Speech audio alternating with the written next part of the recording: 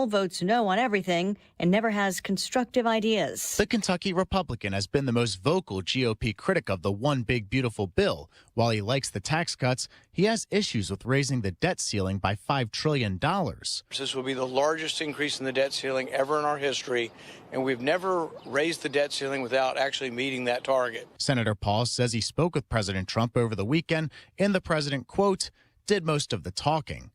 Fox's Ryan Schmelz on Capitol Hill. Meantime, the White House sending Congress a package of spending cuts aimed at codifying more than $9 billion in cuts proposed by the Department of Government Efficiency, including some still being challenged in court.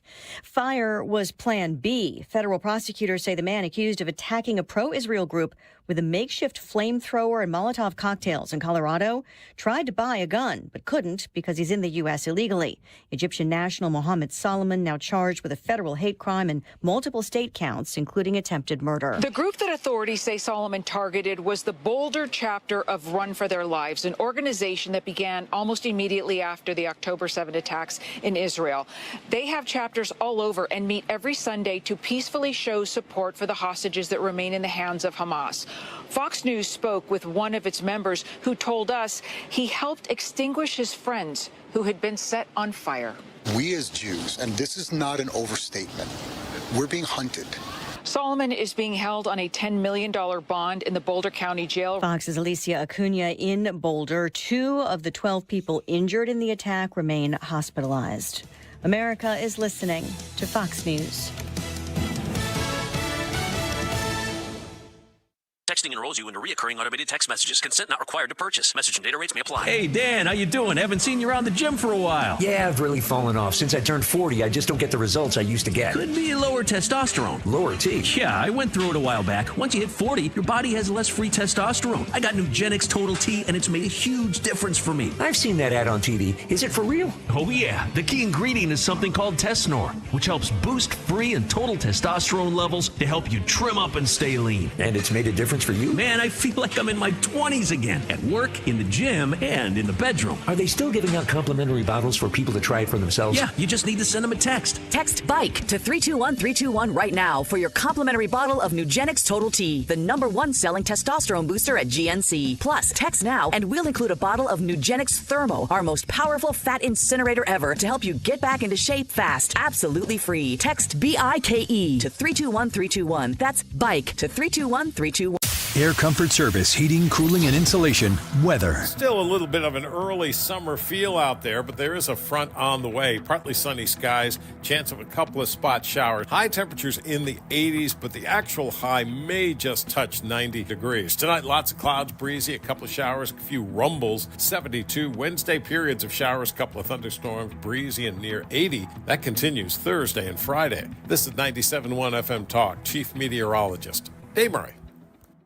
Civia Law is there to help you through life's transitions. That means when you need assistance with your legal needs, especially in the areas of estate planning and elder law, Todd Civia and the staff at Civia Law is there to make that transition wonderful. 833-995-WILL, 833-995-WILL. There's so much peace of mind that comes through planning, and Civia Law can help you do that.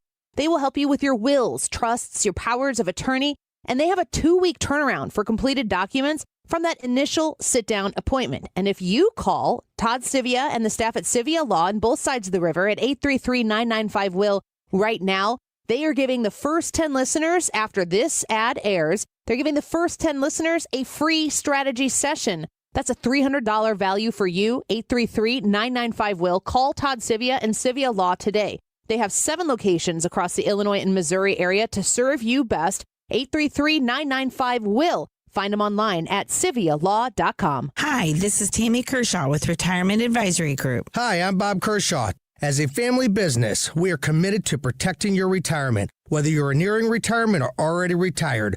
What if it were possible to protect you from market downturns without having to make an emotional decision to buy or sell? What if you could take advantage of a strategy that would automatically take you out of harm's way during the bad years and position you for the growth opportunity during the good years? The secret is linking safely to the market without putting your principal at risk. By linking to the market instead of owning the market, you can participate safely on autopilot and lock in your gains without creating a taxable event. Go online to retirementkey.com for a no-obligation retirement review, and we'll teach you the strategy that has helped our clients retire with confidence for the past 39 years. And just for coming in, you'll get a copy of our latest edition book, Your Key to a Worry-Free Retirement. So go online to retirementkey.com. That's retirementkey.com. Join the choruses of Harmony STL for Acapella Live Broadway, Saturday, June 14th at the Two Hill Performing Arts Center. Don't miss out on this acapella extravaganza with one show only at 2 p.m. Hear the incredible 5-time international champion ambassadors of Harmony alongside the recruits and visions of Harmony. Tickets are selling fast, so get yours today at harmonystl.com or call 314-516-4949.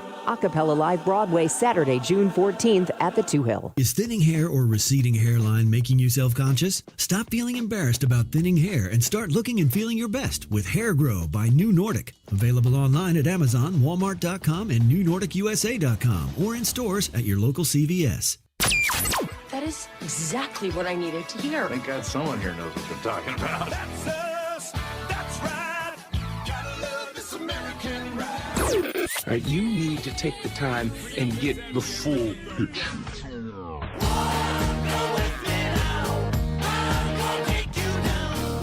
Oh, yeah, here's the moment you have been waiting for. Don't get me wrong, I love the ladies. I mean, they rev my engine, but they don't belong in the newsroom. Andy's out. Ryan and Brad are in. Goodness sake, kid. Keep your voice down. Your father's listening to the radio. This is the Manny Fry Show. What do you think? Throw it in. I'm Ryan Recker filling in. And here for a couple more days, filling in for Andy Fry. So you get the Manny Fry Show. I was talking to Brad before the show, and I said, I want to try something different with the YouTube live chat poll. And this is more of a social experiment than anything else. And I don't even think it's possible to be done, but we're going to try it anyway. I wanted to come up with a poll where we can get 100% on one question. So I thought, okay, given some of the topics on the show today, what's something that we can ask this audience and can get 100% either a yes or no answer? We can get 200 votes and they all come to one side.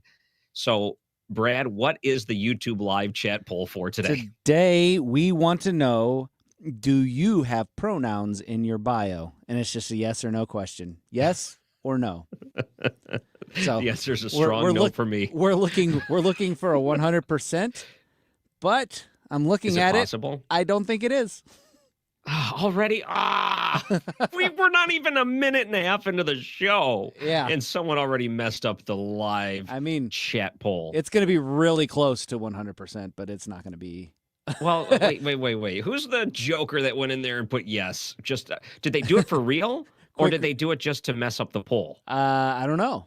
All right, maybe they did it for real. I know that we do have some liberal listeners on the show, so it's entirely possible that they're voting on that. Not sure I have a bio. Yeah, quick, Rick. That's a good link. All right, how about this? Maybe just give us the next couple of hours, and you might change your mind. If you're watching the YouTube poll and you get to the end, you're like, okay, I'll change it at the very last minute to try to get that 100%. Let's just try and see what happens. Brad, good to be with you again today. Yeah, you too, Ryan. Well, I know these days go by so quick. I'll be in again tomorrow. Does that mean Annie is back on Thursday? Or is that someone else filling in? I think that's a good question. Yeah. What day is she back? The 11th. So whatever she's day got that some would more. be. Yeah, That's next week. Yeah, she's got some vacation time. Oh, good for her. Well, either way, I enjoy the time I get to spend on here. And I like that we get to see each other through the video chats. And you can go make sure to vote in that YouTube live chat poll or just watch it and comment because the comments are right there on the screen now. I can try to point to them where you can see the comments coming in. So a couple of stories that we were talking about, and this is kind of an interesting one. I saw this on Axios. Americans are skeptical of corporate pride support. Have you noticed a difference between this year and other years when it comes to corporations going above and beyond to make sure their logo's rainbow colored? Yeah. You have noticed, isn't yes. it? It's different, right? And so you're not noticing it as much, and I think that is an observation a lot of people are finding. Yeah. You sent me this article from the Daily Wire. The real reason why Pride Month is now on life support. Americans are increasingly aware of what the LGBT agenda actually is, what it entails. So during this last election, what you found, at least when it came to Kamala Harris and to some extent Joe Biden, was that they went all in on these Yeah. social type of issues, these identity politic issues. And they realized very quickly that these weren't at top of mind or the number one issue for a lot of different Americans. They were more concerned about other things. And they found out that Donald Trump, as a politician, addressed these things when a lot of these other underlying problems that America is facing were either not addressed or addressed in the wrong way by the Democratic Party and what Kamala Harris had to offer.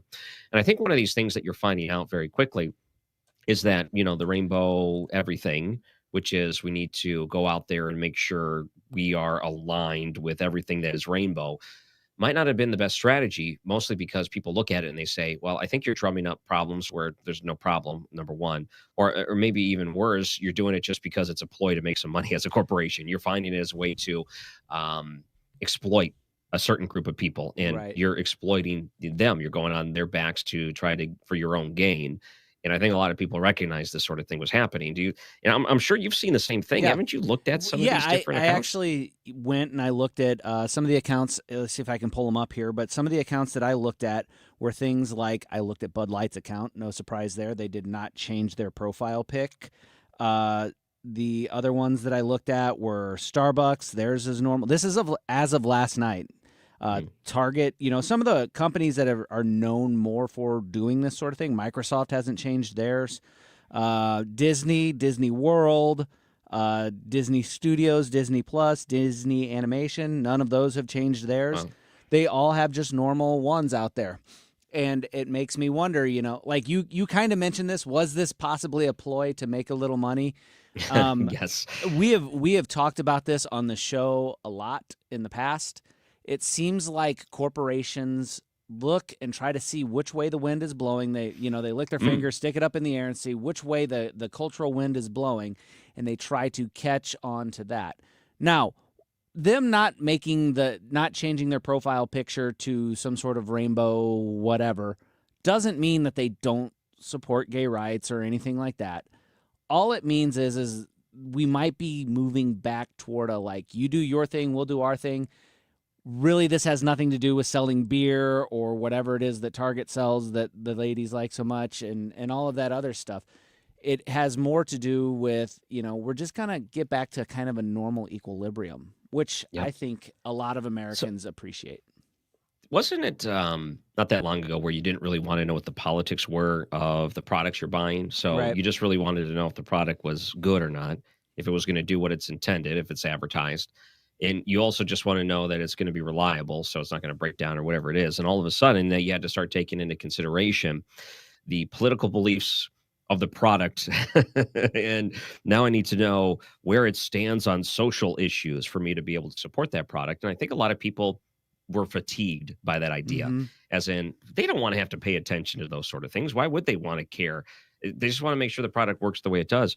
So let me mention this, and I thought about this, and I don't know how much this plays a factor, but when you have, let's say, going back between Biden and Harris versus now Donald Trump, when you have this shift where they're getting away from DEI hiring practices, meaning that they want to find people based on merit, not based on some kind of quota, this artificial quota that they say they have to try to fulfill inside of a workforce. They want to make sure the individual and the person is represented based on their own merit, not based on some sort of, the color of their skin or ideology or whatever it may be. So if corporations move away from that and they're getting rid of these DEI money-losing endeavors inside of their own company, and the people that were the head of those don't have influence over your marketing anymore, do you think maybe that played a factor too? You get real people with real experiences that have real merit behind what they're doing, and they're no longer having to also compete with people that are DEI hires or in a structure where they're brought specifically for that sort of thing. And now, because that voice is gone, the marketing goes back to normal inside of these corporations. Is that possible, you think? Yeah. I mean, at least for now, it'll go back. Again, it's like I was saying before, it's that whole like they just kind of want to see where the economic winds, cultural winds are blowing and how can they use or exploit whatever for making money. Yeah. It's really all about making money, and they're going to do whatever it is that they need to do to make you feel good about buying their product. Yep, that's people to market to. So in Axios, they did this thing too. They did a poll, and it said, "Share who say all or most companies promoting Pride Month do so for select reasons." This is a poll of close to 4,000 LGBTQ adult surveyed, meaning 4,000 of those in the community, and about 4,700 non-LGBTQ adults that don't identify as part of it. So they asked them the question. It's a mix of both. More weighted towards the non, but it's still, you get 4,000 that are. And for those that say the reason they do it is to help their business among the LGBTQ, 68%. What that says to me is that those inside of that community realize that they only do it because they're being marketed to and exploited in order to get some of their money. 68% see that as helping their business. 35% believe they do it because they were pressured to do it. And 16% believe the companies actually desire to celebrate them as a people. 16%. And that was of those, the LGBTQ side. In that community, that was 13%, even less, realized that, hey, you're being exploited. Well, let's see. I believe that. Mm-hmm. I believe that. So there was something else that came up. We only got a couple of minutes here before we have to go to break. And no, you know what? Let's do that thing too. We have some audio. I think it's from, what is it from? It's from Sesame Street, right? Yeah. Let me get this loaded up. So they were on one of the late night talk shows. Which show were they on? Do you know which one they were on? I couldn't tell what it was because in the clip it didn't say. I didn't see which late night show they were on. So Sesame Street features a trans hairstylist in a monster makeover segment. And this is to start the Pride Month off. Can we listen to some of this? Yep. The characters. Finally unveil Alan's monster makeover!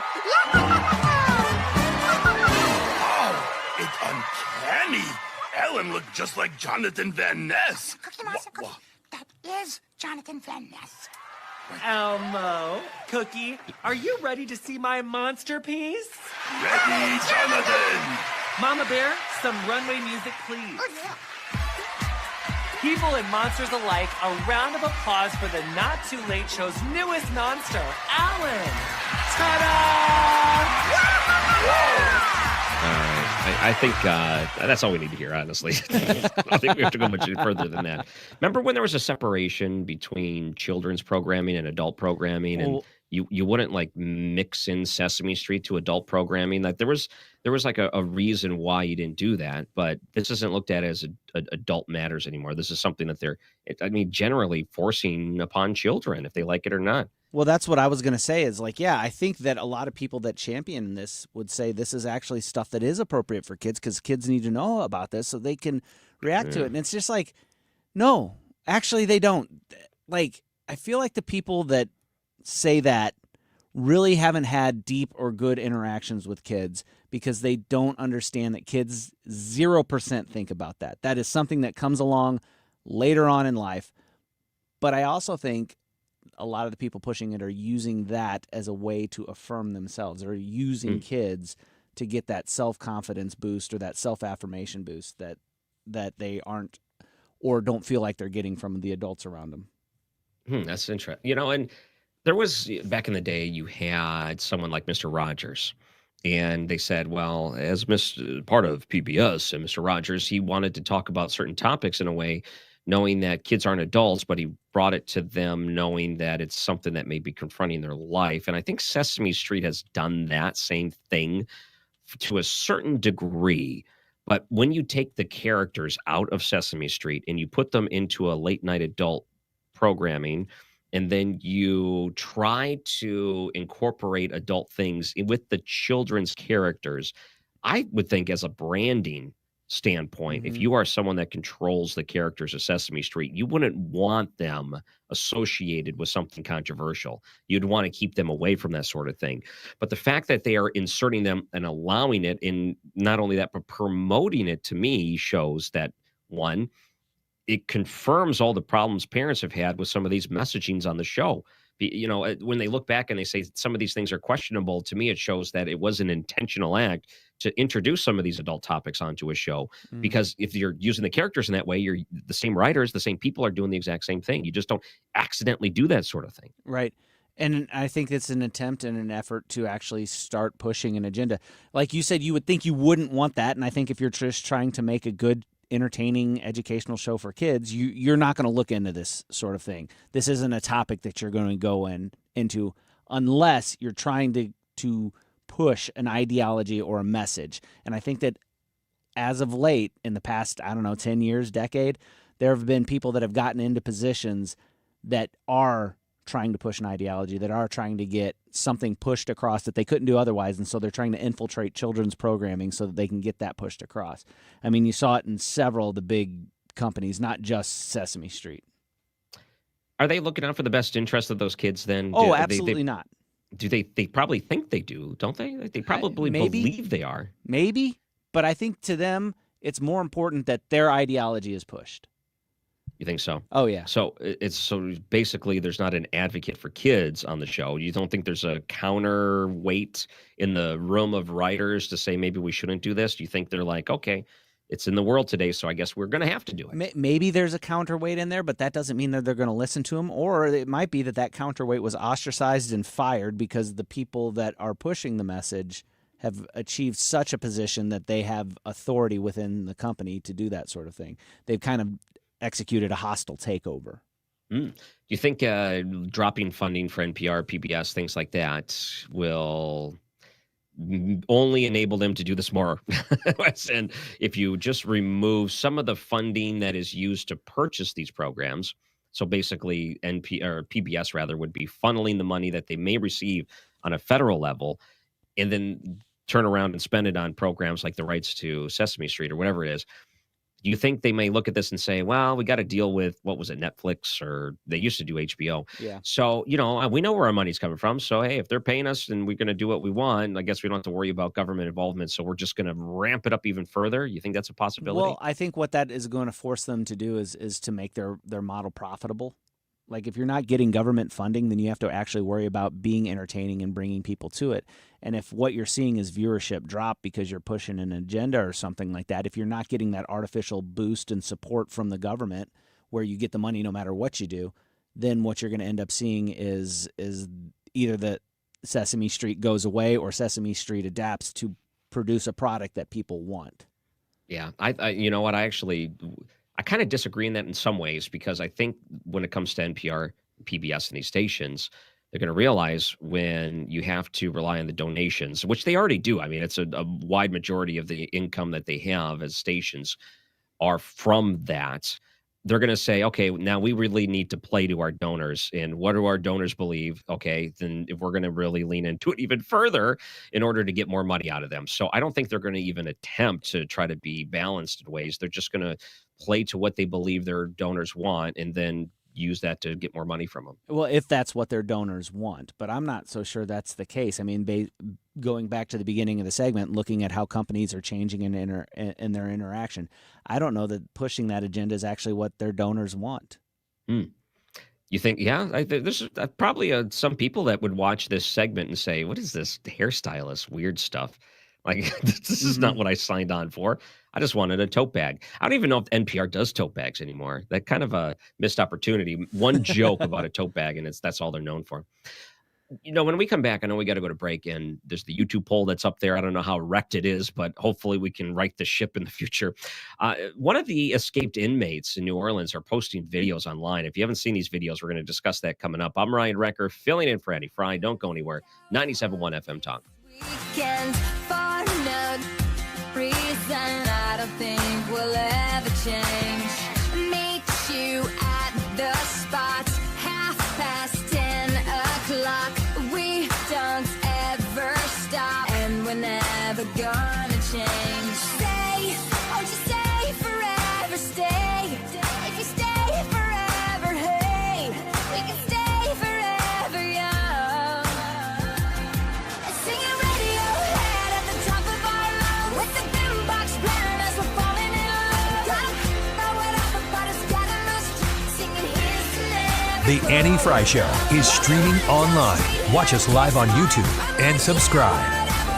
Step outside and fall in love with your backyard again. From inviting porch overhangs to durable composite decks and cozy screen rooms, Lakeside Renovation and Design creates stunning outdoor living spaces designed for relaxation, entertaining, and making memories. With expert craftsmanship and top-quality materials, your new outdoor oasis will be perfect for every season. Call Lakeside Renovation and Design today or visit lakesiderd.com to get started. Let's turn your backyard into the retreat you've always dreamed of. The Range St. Louis West is launching the countdown to 250 years of American freedom this July by giving away 5,000 rounds of 9mm ammo. 5 winners will get 1,000 rounds each, and winners are going to be drawn July 1st. Don't miss your shot. Enter now at therangestl.com/ammo. You have to be 21 or older to enter. It's open to Missouri residents and Illinois residents with a valid FOID card. No purchase necessary. therangestl.com/ammo. This is attorney Todd Nissenholtz of Kaufman Townsley. Injured by a careless driver? We work with the top doctors in St. Louis. We'll help you get the expert medical care you need and the maximum amount of money you deserve. Call 314-500-5000.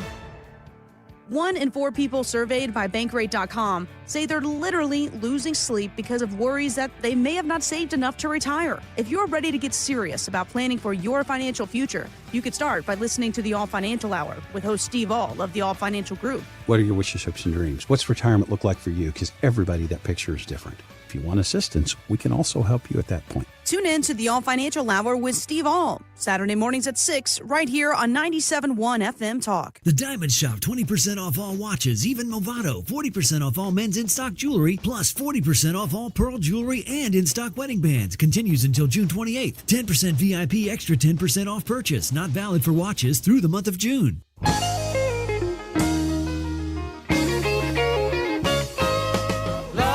Annie's out, Ryan and Brad are in. This is the Manny Fry Show. Find the podcast, on-demand audio, and more at 971talk.com/Annie.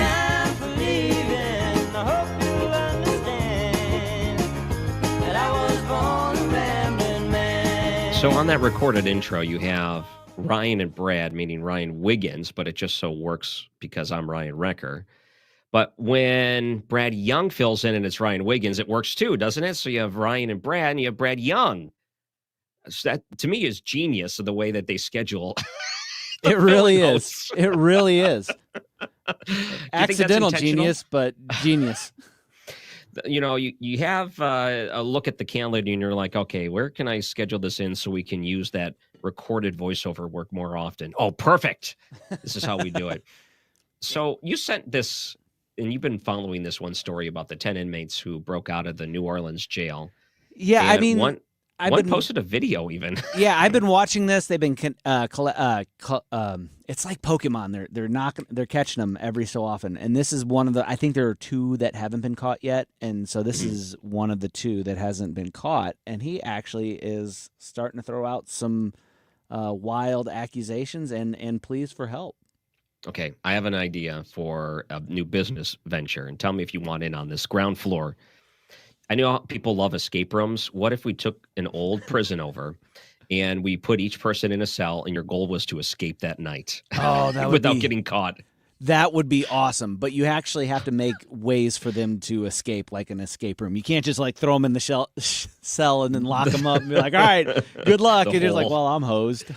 Well, yeah, there's got to be things like, you can move the toilet and there's like a hole behind it, or it's Shawshank Redemption. There's a, right. Poster on the wall.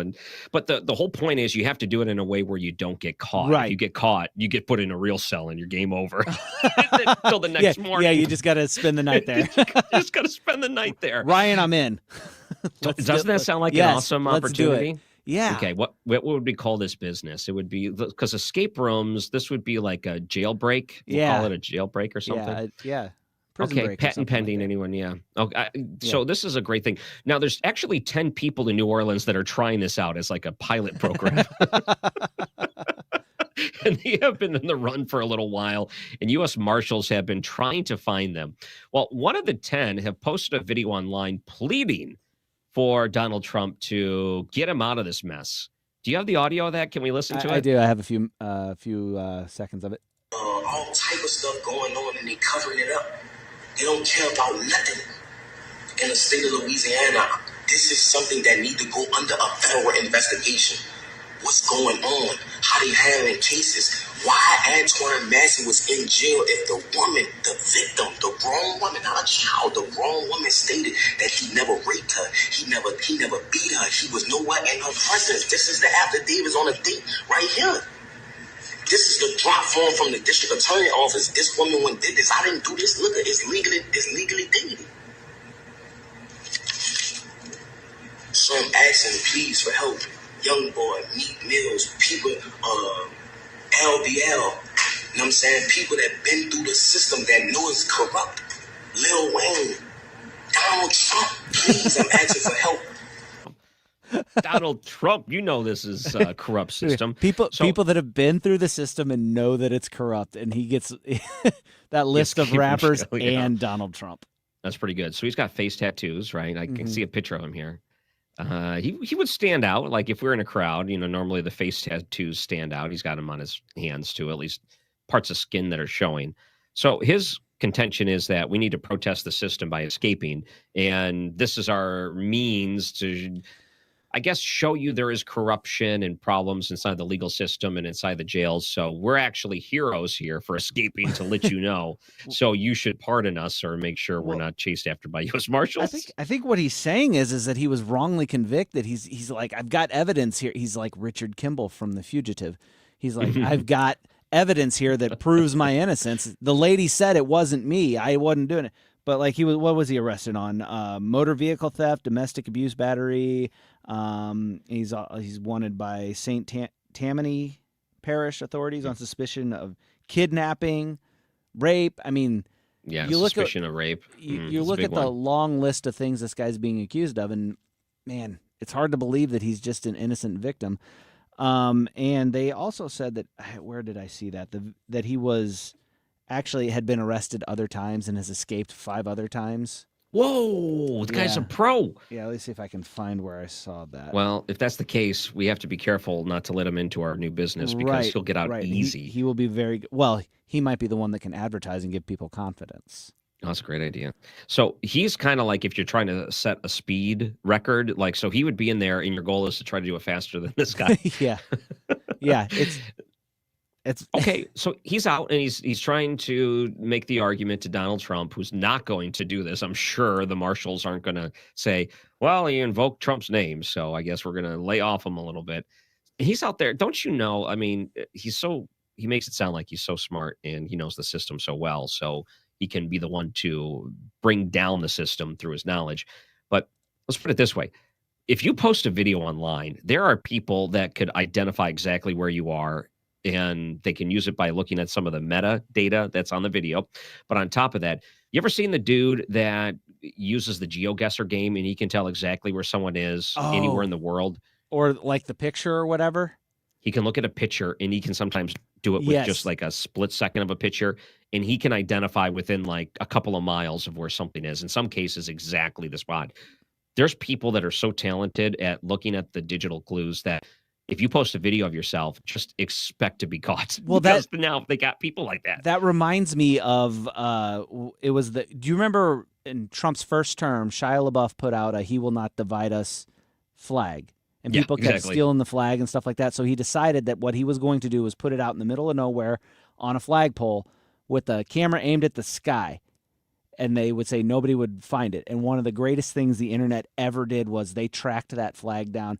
Like they used star patterns. They listened to the types of bugs. They looked at Shia LaBeouf posted a picture of himself at a restaurant. They said, okay, which restaurants have this particular grain wall in it, and they went down in Tennessee, and then at the end they had somebody watching the live stream while somebody was driving down the road honking the horn, and they would tell them when it would get louder, and eventually they found the flagpole, He went to the flagpole. He pulled the "He will not divide us" flag down and ran up a pair of underwear on the flagpole.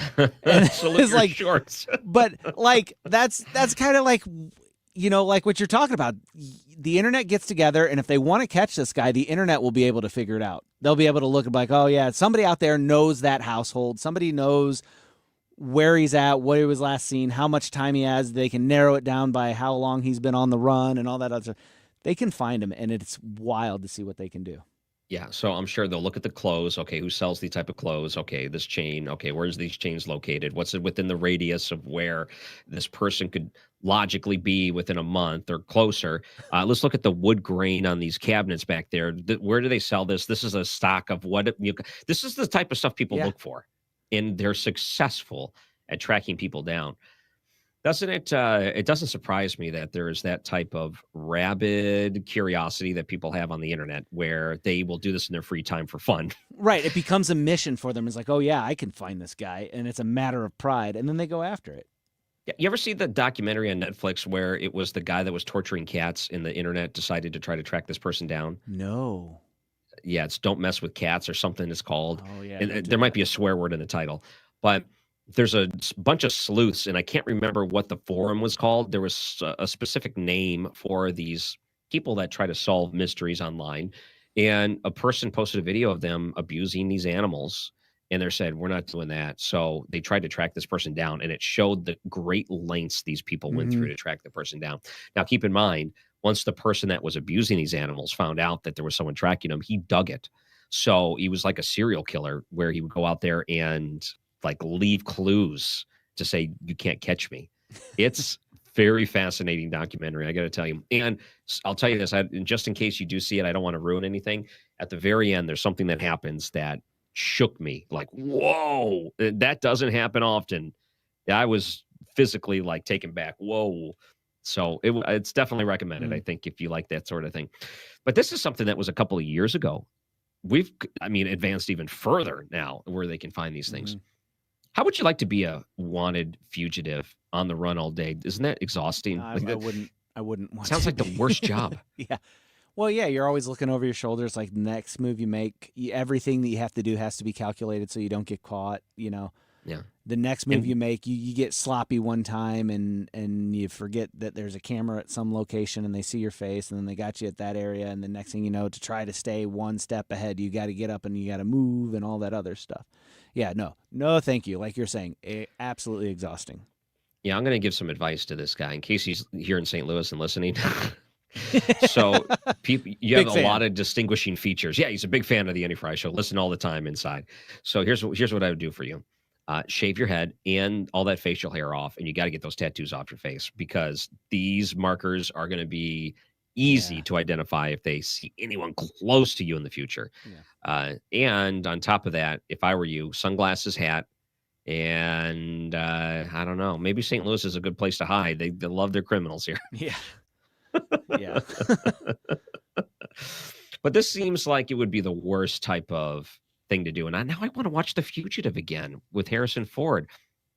It's been probably 30 years since I've seen that movie. It's about due again. Does that hold up? Do you think the movie's still good? Ooh, I don't know. I remember, like, there was the big scene where he jumps out of the pipe into the water and stuff like that, and they're like, oh yeah, the dummy that they used cost like $50,000 or something, so it would look realistic and all that other stuff. And it's like, man, they wouldn't even do that anymore. It's all it would AI. just be CGI. Yeah. Speaking of CGI, do we have time to play that Donald Trump clip? Sure. It's been circulating around. You sent me this video, and I knew it was artificial intelligence, not based on the quality of the video, but based on the content of what was being said, because it was very comedic. But watching it, I don't think you can tell the difference between a real press conference and what was presented in this AI video. Yeah, it was scary realistic. Yeah. All right. You ready? Mm. They're the absolute worst group of people we've got in our country, and it's not even close.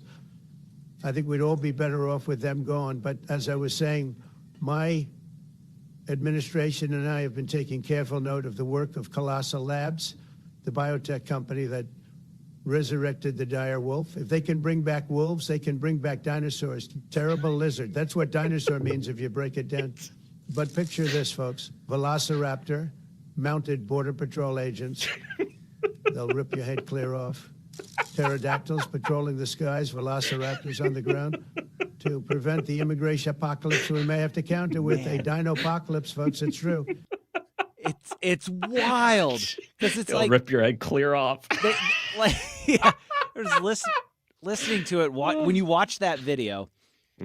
What you'll see is it's the actual press conference setting, and I think Judge Janine's in the background, so it's the one where he swore her in. They took that press conference setting and they dubbed audio over it and adjusted the video so it looks like he's saying the words. They get the tone, they get the cadence, they get all of that right. Voice, it's all right. What's just not right is the velociraptors. They'll rip your head right off. And one of the things Trump will do, he'll kind of take that first syllable, like instead of saying right off, you go right off. Mm-hmm. And they even get the little details into it. And the video is just as impressive as the audio. And we gotta post that maybe on the Facebook or something, because Brad, that is so good. Whoever did that is a comedic genius. I just want to see more of their work. Yeah. You know, doing a video like that, I know it costs money to use some of these AI video services, but how much do you think something like that costs to make? $20, if that, at the very most? I have no idea. I really think it depends on the service. I know that, Jeremy's Razors, the Daily Wire, they made an entire AI advertisement, and they said this would have cost us $500,000 to make, and I think they did it for like $10,000. Oh wow, $10,000 is a ton still, but I guess it's still a savings. But when I've seen some people say like $120, $150, they can put something really cool out. Yeah, oh yeah, for sure. You know, as long as your source material is good. But that was an advertisement from scratch that they did. That's amazing, isn't it? And they did it with full control. I think maybe some of the hard part is some people just like, paying the money and let someone else control it, pick the details. But if you have the ability to put that type of detail together and write the script, it's really amazing. And the prices are only going to come down as this equipment and the AI gets even more impressive. The other side of that is, too, okay, so this is Donald Trump talking about, Border Patrol agents riding on velociraptors.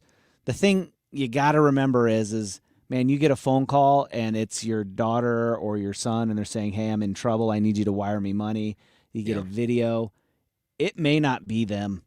It's actually a likely chance that it's not. You almost have to proceed with the attitude anymore that it's AI, it's not real. If something seems a little bit absurd, that's a clue. Don't trust it, It's going to be a lot more confusing world here in the future. Coming up after the break, I saw this one story about a parent being charged for their, kid being killed. It's a really tragic story, but it's a really interesting legal argument as well. And I think some parents may look at this and say, I don't know what I would do in that situation. Also, a famous voice actor from King of the Hill ended up getting shot and killed in a dispute. We're getting more details on that coming up, too. I'm Ryan Recker, filling in for Annie Fry. Don't go anywhere. 97.1 FM Talk.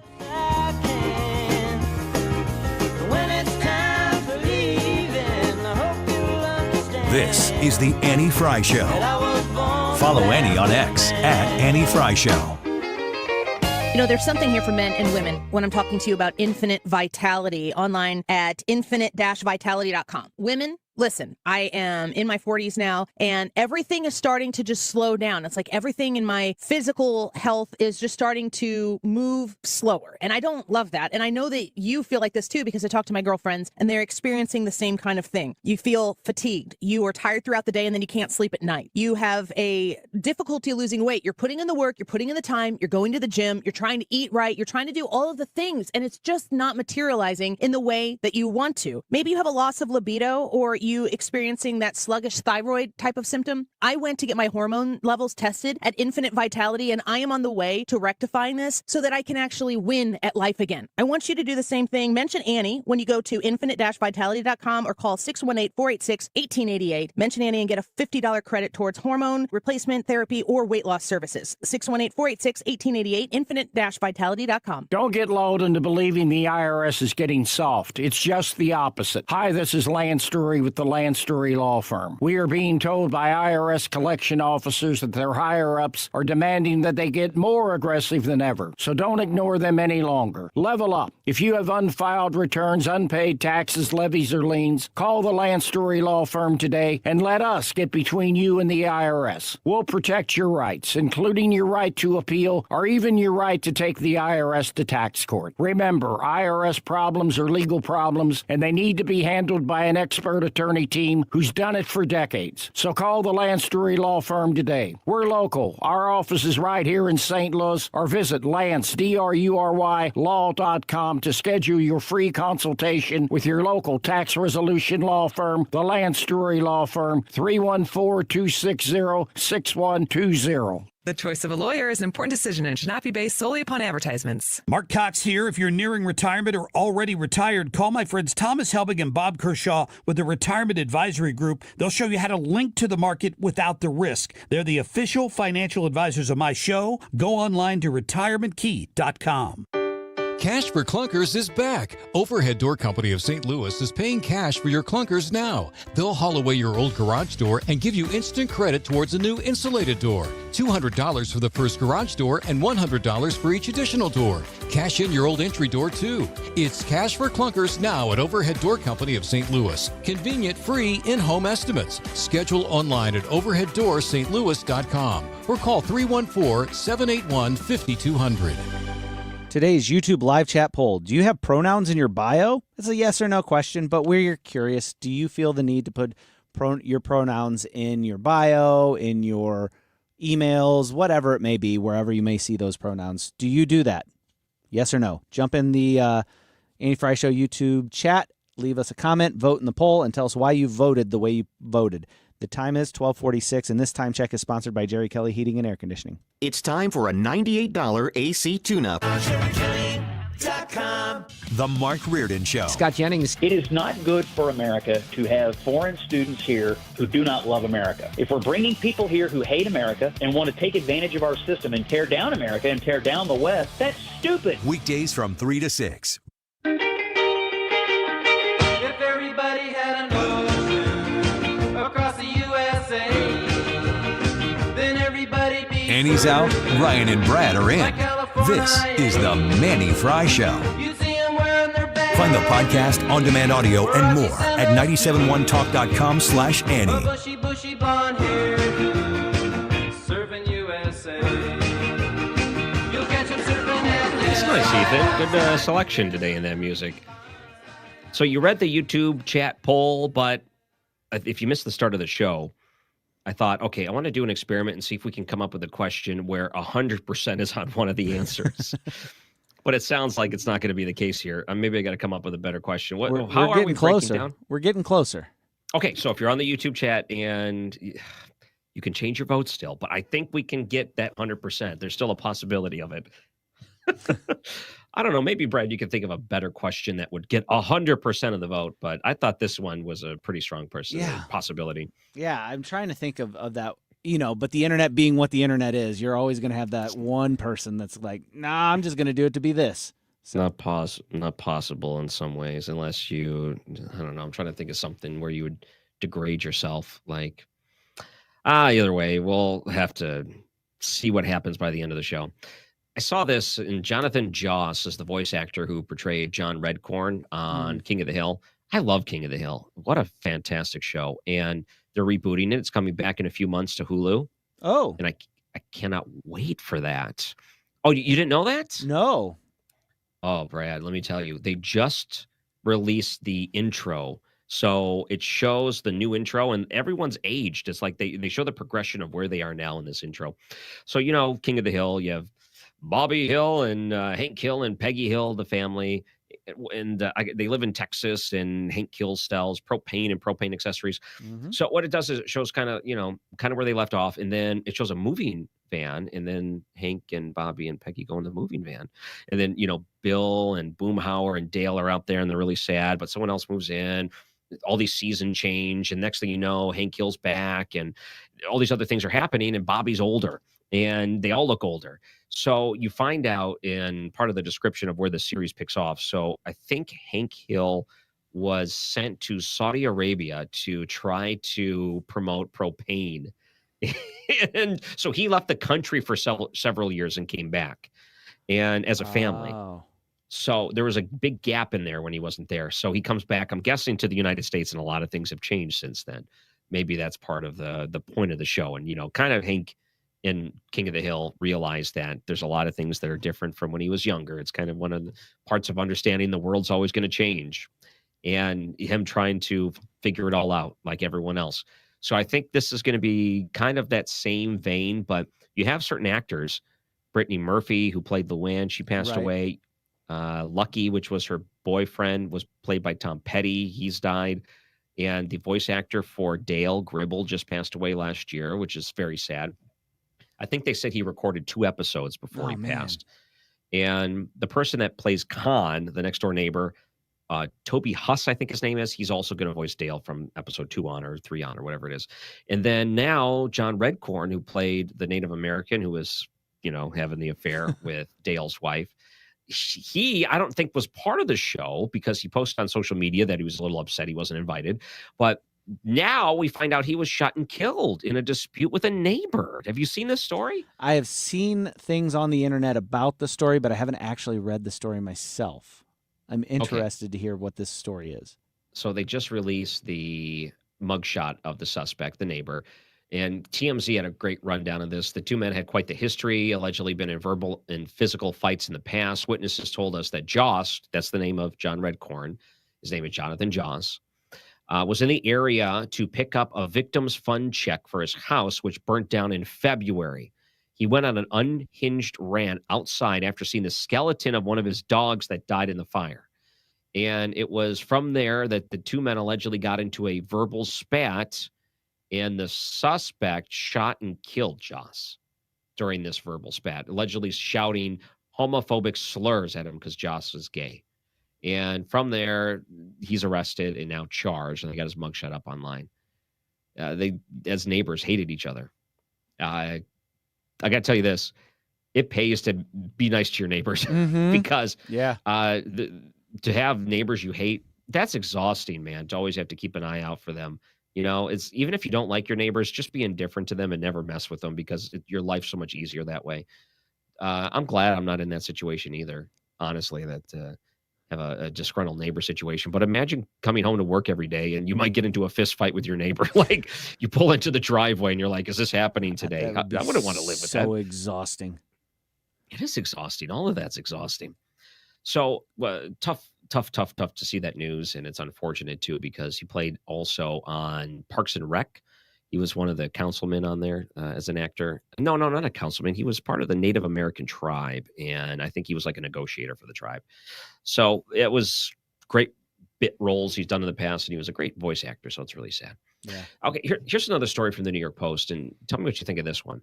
It says the parents of a 7-year-old boy who was fatally struck by a car in North Carolina have been charged with involuntary manslaughter for letting him and his brother walk home alone from a grocery store. He was with his brother, 10 years old at the time. They ran into traffic and was hit by a Jeep driven by a 76-year-old woman. The mom telling local news that it was the first time she had allowed her sons to walk to a nearby grocery store. 10 and 7. So you probably think, okay, the 10-year-old is probably a little like I have a 10-year-old, and I think about what he's capable of doing. We let him ride his bike around the neighborhood alone. We let him go play with the neighbor kids alone. We don't, unsupervised, at least from our standpoint, but he's in someone else's yard. So we do certain things and he's got certain liberties. I don't think I would allow him to go to like a convenience store around the corner or anything like that to pick something up. I'd just be a little bit too nervous for that. But do you think these parents should have been charged with manslaughter for allowing their kid to do that and then tragedy hits? Man, I don't like, there's a couple questions I would have, like what time of day was this? Was this did you let him go out at 8 or 9 o'clock at night after dark to go to this convenience store? You said it was nearby, but they didn't say how close. Right. That nearby is subjective. If it's a mile away, I don't like that at all. If it's like a block down the road, well, that's a little bit different. Mm-hmm. So, but I struggle with this because I grew up, and I'm sure you did too, in the area where like we were free range kids. We just kind of ran around the neighborhood. We did the things, and I know whenever I grew up in the country, and I know whenever I grew up in the country, there's not a convenience store just down the road. But if I would go over to my friend's house, you'd be in town. And it's like, oh, it's 2 blocks that way. We'll just go down to the Green Mill or whatever and get some, what is it, the Fun Dip and some sodas. Yeah, And penny candy. Right. Whatever. You get it, and then you walk back and, 10, 11 years old. Well, let me read this too. And I think, okay, so as I ask this question, I'm sure there's people in the audience asking, do you think that this is a little bit, should they have been charged? I think some people say yes, some people say no. This would be a poll question that would be maybe right down the middle in some ways. Let me tell you the next thing that happened. So when police arrived and they assessed the situation, the mom and the boy's father were arrested and each charged with involuntary manslaughter and child neglect, both felonies. I can see maybe child neglect, but I don't know about manslaughter. They were both denied permission to attend their son's funeral. No, that's not right. That is really not right at all. They were instead slapped with a $1.5 million bond. That's the highest possible. They couldn't make bond and were not allowed to go to their kid's funeral. That I don't think will play well in court when someone reviews that and say that you really went a little overboard here. Even if you are trying to prove a point with involuntary manslaughter, denying the ability to go to the funeral is, oh boy, you really overstepped your bounds there. Well, it's like we've moved past a justice system some points, and we're looking for a revenge system. Like you seen parents charge in that shooting up was that in Michigan? Where yep, the parents, Oxford, and it's and the like, big trial here. Yeah, and you can see that and you go, okay, well, they definitely provided their kid with the weapon and that sort of thing, but this is just a parent. I mean, were they being super negligent? It's hard to say without seeing the situation, knowing the streets that they had to cross and all that sort of thing. But I mean, if it's just down the street to the convenience store, I really struggle to see why they should be prosecuted. Right. So I think that's a question a lot of people are going to be asking, if it was appropriate or not. Coming up after the break, Jim Carafano, he's a senior counselor to the president, and he's someone that pays very close attention to international affairs. So we're going to talk to him about that after the break. I'm Ryan Recker, filling in 97.1 FM Talk. We're waxing down our surfboard. We can't wait for June. We'll all be gone for the summer.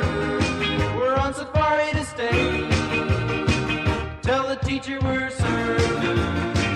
Guys, it's time to take charge of your health with my friends at Victory Men's Health. Mark Cox here. I already love what they do at Victory. They do hormone optimization, sexual health, weight loss, even vitamin deficiencies. Now they're offering specialty cardiovascular testing and even early detection cancer screening. Visit them at one of their 4 great locations, now in Sunset Hills, Town and Country, O'Fallon, Missouri, and O'Fallon, Illinois. Tell them Mark Cox sent you. Go to victorymenshealth.com. Your home is your sanctuary. Get the peace of mind you deserve with a free estimate on a Generac home standby generator from Generator Supercenter. They're the nation's #1 Generac generator dealer. With expert installation and 24-hour monitoring, Generator Supercenter won't leave you in the dark. Financing is available. Take control of your power today with Generator Supercenter of St. Louis. Call 314-499-2020. That's 499-2020 or GeneratorSuperCenterofStLouis.com. That's GeneratorSuperCenterofStLouis.com. Many of you know that my inspiration for becoming an accident attorney was my brother Tim, who was rendered a quadriplegic at age 18. I didn't know what a personal injury lawyer was or what they did, but I soon did. Tim was treated terribly by the insurance company, and I became enraged. It was a constant delay and deny. I'm John Morgan of Morgan & Morgan. Tim later worked with me for 27 years. Last year, my hero died at age 65. You can see my eulogy for him by visiting mybrothertim.com. He was one hell of a man. Because of Tim, together we built the largest injury firm in the world, and our clients are treated the way I would want my family to be treated. At Morgan & Morgan, nobody is a nobody and everybody is a somebody. If you need our help, visit forthepeople.com on your phone or computer. See you soon, Tim. Morgan & Morgan, forthepeople.com. Injured? Dial pound law or visit forthepeople.com for an office near you. We all hear the radio ads about the IRS. They tell you to be afraid, to be scared, and they try to frighten you into calling. I'm not here to do that. Tax Relief Advocates is different. TRA is here to tell you that if you owe money to the IRS, whether it's $5,000, $50,000, or $500,000, we have a solution. It doesn't matter if you're sitting in your car, at work, or with your kids. No matter where you are, call now. 800-575-6986. Don't lose hope. TRA can eliminate or reduce what you owe to the IRS. Generous programs are now available that can give you a fresh start. Our passion is taxes and helping individuals fix their IRS problems. We have over 1,000 5-star reviews on Google and an A+ with the Better Business Bureau. You don't need to be afraid of the IRS any longer. End your tax nightmare today by visiting us online at TRA.com or call 800-575-6986. That's 800-575-6986. Tax Relief Advocates. Real solutions for real people. KFTK FM Florissant from the Kaufman Townsley St. Louis's Injury Lawyers Studio. Call 314-500-5000. That's 314-500-5000. All on the free Odyssey app. His family now in custody. I'm Lisa Brady, Fox News. Just getting word that the wife and 5 children of the Boulder attack suspect are now in federal custody. Sources telling Fox the family is being processed for expedited removal from the U.S. The suspect, Egyptian national Mohammed Solomon, is in the U.S. illegally, having overstayed a visa, officials have said. He's in jail, held on $10 million bond, charged with a federal hate crime and multiple state counts in Sunday's attack on a pro-Israel group that left 12 injured in Colorado. The victims at the incident location in Boulder were there to rally in support of Israeli hostages who remain in Hamas captivity. 12 were injured, including a Holocaust survivor. This is pure evil. White House spokeswoman Caroline Leavitt moments ago also echoing President Trump's criticism of the previous administration's border policies. The mayor of Newark, New Jersey, Ras Baraka, is suing the state's acting U.S. attorney, Alina Habba, and a Homeland Security official over his arrest at an immigration detention center in Newark. In addition to false arrest and malicious prosecution, the suit accuses Habba of defamation for a social media post she made. Baraka declined to give details about damages being sought. They should at least write a letter and apologize to me.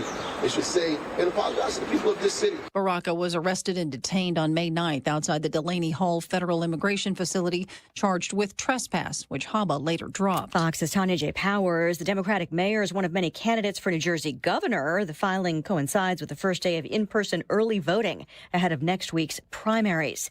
The White House says FEMA is taking hurricane season seriously.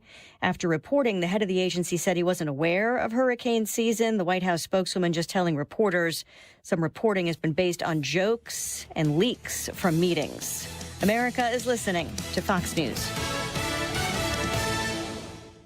Texting enrolls you into recurring automated text messages. Consent not required to purchase. Message and data rates may apply. Hey, Dan, how you doing? Haven't seen you around the gym for a while. Yeah, I've really fallen off. Since I turned 40, I just don't get the results I used to get. Could be lower testosterone. Lower T? Yeah, I went through it a while back. Once you hit 40, your body has less free testosterone. I got Nugenix Total T, and it's made a huge difference for me. I've seen that ad on TV. Is it for real? Oh, yeah. The key ingredient is something called Tesnor, which helps boost free and total testosterone levels to help you trim up and stay lean. And it's made a difference for you? Man, I feel like I'm in my 20s again, at work, in the gym, and in the bedroom. Are they still giving out complimentary bottles for people to try it for themselves? Yeah, you just need to send them a text. Text BIKE to 321-321 right now for your complimentary bottle of Nugenix Total T, the #1 selling testosterone booster at GNC. Plus, text now and we'll include a bottle of Nugenix Thermo, our most powerful fat incinerator ever, to help you get back into shape fast. Absolutely free. Text BIKE to 321-321. That's BIKE to 321-321.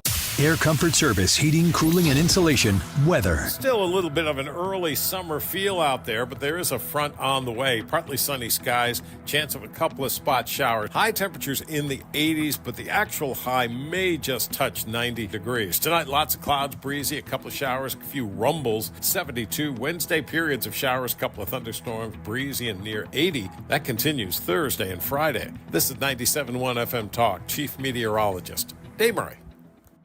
ArtisticDecks.net. If you have been dreaming about expanding the living space on the back of your house, maybe right now it's a patio, or if in our instance, when we went to replace our deck, we had an old dingy deck that swayed back and forth when you walked on it. Not good. You need something to replace it, but you want to go to a place that's affordable. You can call them as well at 314-280 0821. That's 314-280-0821. Artistic Decks can make your dream deck affordable.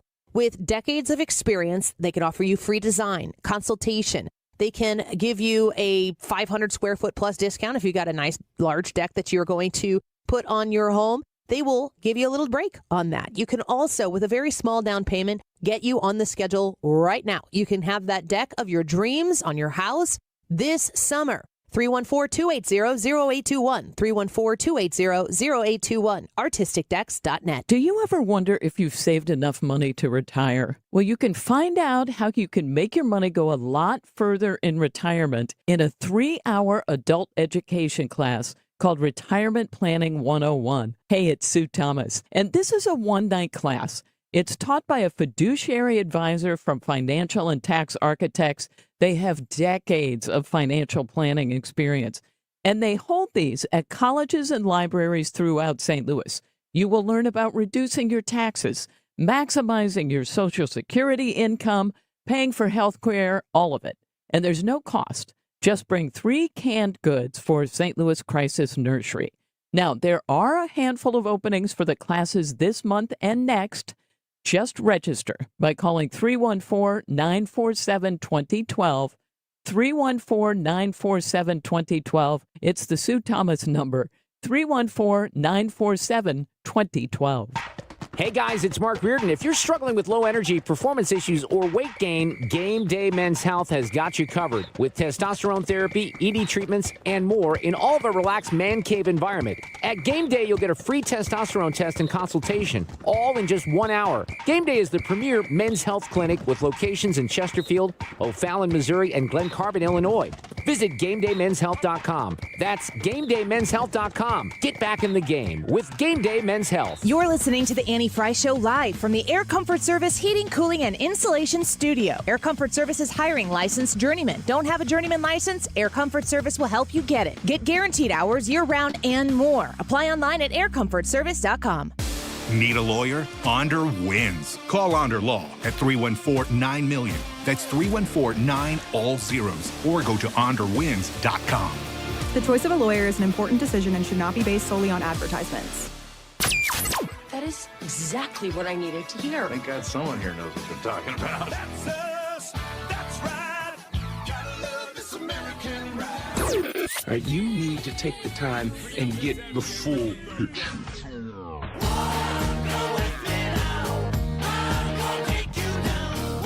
Oh, yeah, here's the moment you have been waiting for. Don't get me wrong. I love the ladies. I mean, they rev my engine, but they don't belong in the newsroom.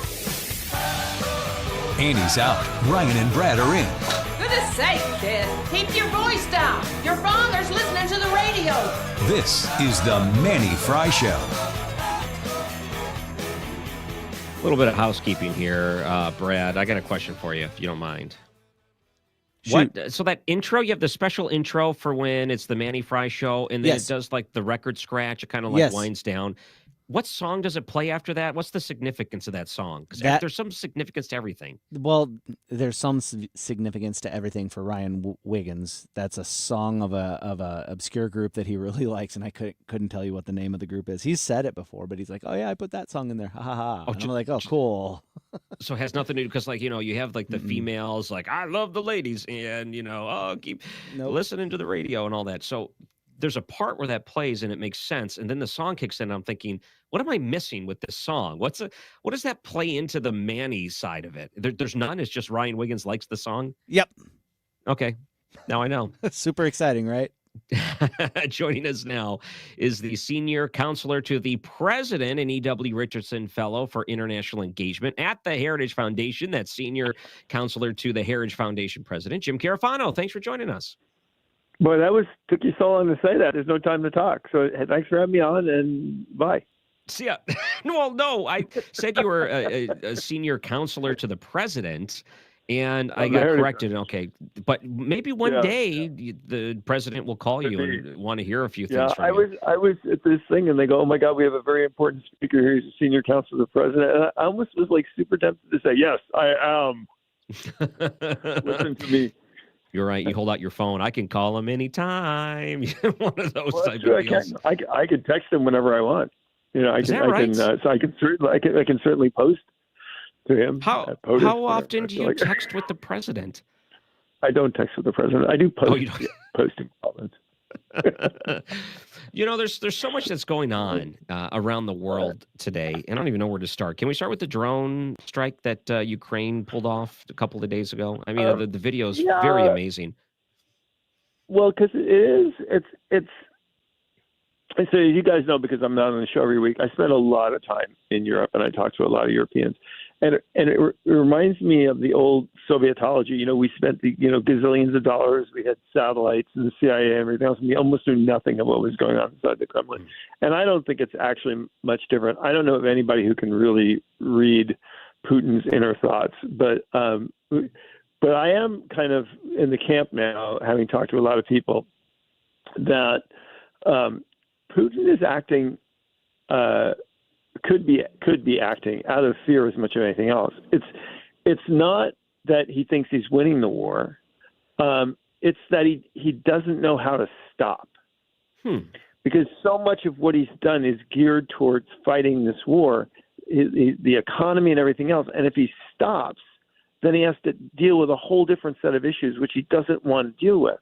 And so he's kind of, to me, caught between, on the one hand, hoping the West will quit, which I don't think is fair, hoping we'll abandon Ukraine, which isn't going to happen. But on the other hand, saying if he stops, he has to deal with those things. And so the problem is the longer the war goes on, things don't get better for him. And this strike is just, people have no idea. If this was the Cold War and we had dropped a nuke on the Russians and blown up a third of their strategic bombers, that would have been the opening salvo of World War III. And here we have this country which has figured out how to cross the continent and take out a third of his entire strategic bomber force, and Putin has no response to that. Wow. Do you think maybe part of it is because he realizes Ukraine will do it again if there is a response to it? It's, what does he have? I've never thought that, this is going to lead to World War III and, the Russians. Because, look, if you can't win a conventional war, you don't start a nuclear one. And clearly Putin cannot win this war. He can. It's called a war of attrition, where you just kill stuff, right? So he can do that. But look at what he's achieved. I mean, he's devastating losses on the battlefield, 25% of his economy tied up in the war, global sanctions, and he's grinding, and he's literally fighting for little tiny insignificant villages that mean nothing. Yeah, that's not gonna change world history as we know it. It's interesting because you say you talk to people in Europe, and they're obviously geographically a lot closer to it, and I think the real threat of what could happen is something that they contemplate more than we do here in the United States. But who do you think wants to end this war more? Who do you think wants this war to end? I should probably phrase it that way. Do you think Europe wants it more, or do you think Trump wants it more? Well, I would say the Ukrainians actually want it the most. Sure, because of course. The people that are really taking the brunt of the war are innocent Ukrainians, and they want to get on with their future. They realize they're not going to get all their country back and everything else, but they want to rebuild their country, and they want innocent people to stop dying. Donald Trump is in second place. Donald Trump, people don't realize what a humanitarian this is. And he's like, look, I don't care what your politics are. Nobody's winning this war, and people are needlessly dying. And nobody can say that that's a good scenario for anybody. And so Trump has invested so much in trying to end the war for one reason, because he hates the futility of useless death. And so, and the Europeans are they're just along for the ride here, to be honest with you. Wow. Jim Carafano is with the Heritage Foundation joining us here, and international engagement.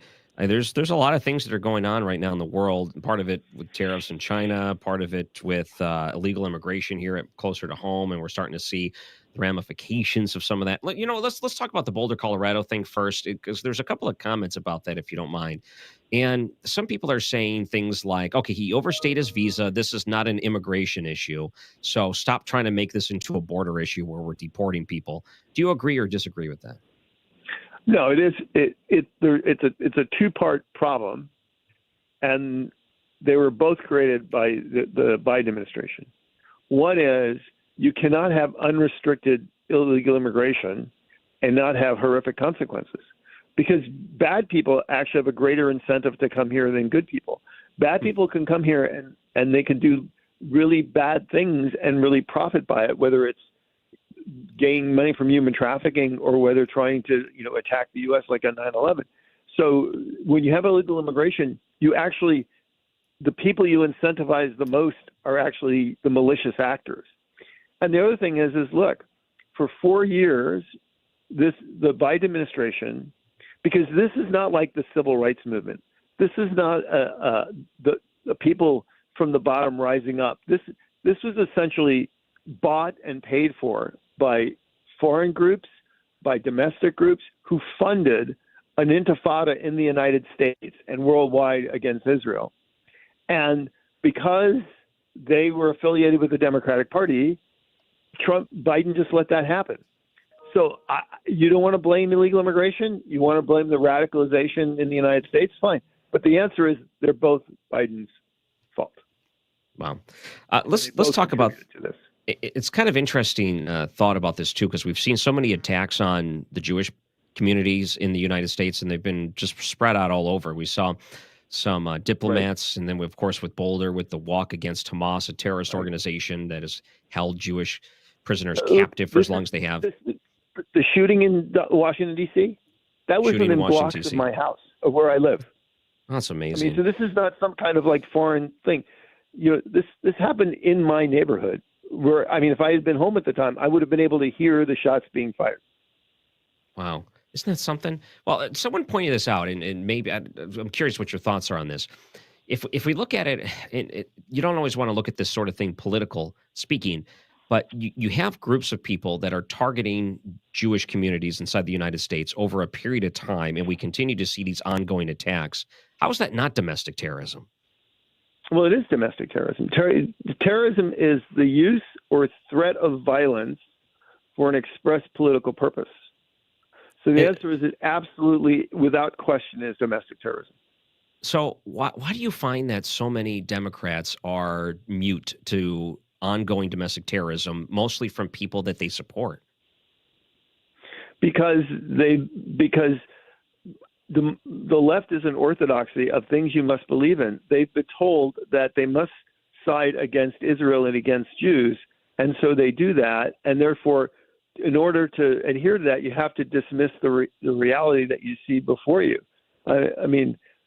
Look, they're told it's okay for boys to beat girls in sports, even though, a decade ago they were told there's nothing more democratic than exalting the role of women in society and promoting feminism. Now we're destroying womanhood, and they're told that's okay, so they're just like, well, it's okay.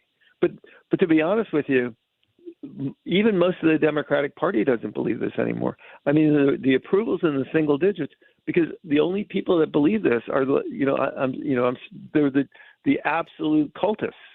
It's only the cult part of the Democratic Party that still believes that the Democratic Party is actually there for middle-class Americans, for Jewish Americans, for everyday Americans.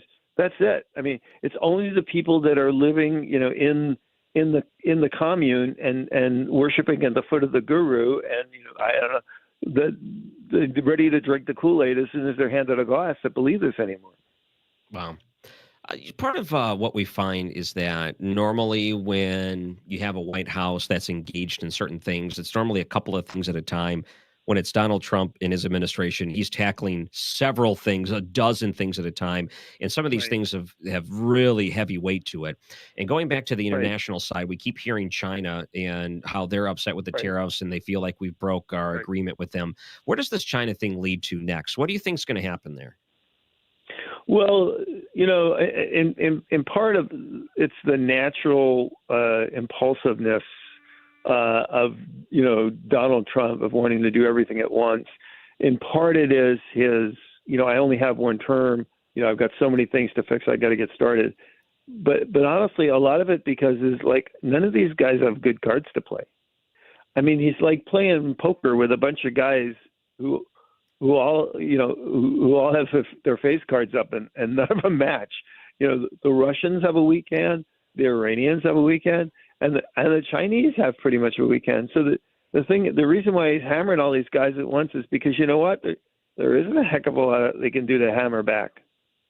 And I think that if you take a stand, and we saw this during his first term, he took a stand against China, and some people thought an American president could never do such a thing because you don't want to upset everything that comes from China. Well, what we're finding now, and talking about the hand that China may have, they have some pretty amazing natural resources that they're able to refine and put together. That's like their biggest card right now. I got to imagine, and this is something that really disappoints me, the international community should really be supporting the United States because all these other countries are getting nailed by China, just like they're nailing the United States. You should hope that someone could finally stop that because everyone else in the world is going to benefit once you put a stop to what they're doing.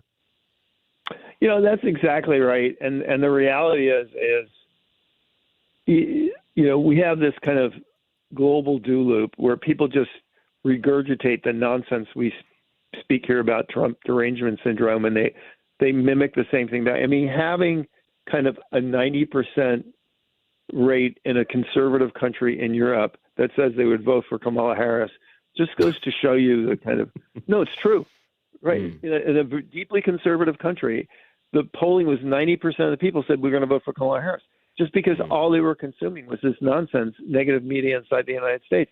But the reality is people are coming to realize that what Trump is doing is good for all of us.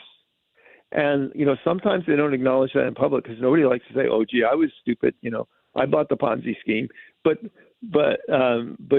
you're like the good example is NATO. Everybody is going to vote for 5% of defense spending, which 4 years ago would have been unthinkable. And then everybody, we can't do this because Donald Trump is making us do this. But the reality is they're realizing, oh my God, this guy's actually right. We have to do this. And so whether it's China or these other things, slowly, inexorably, the world is waking up and saying, you know what, the guy's right.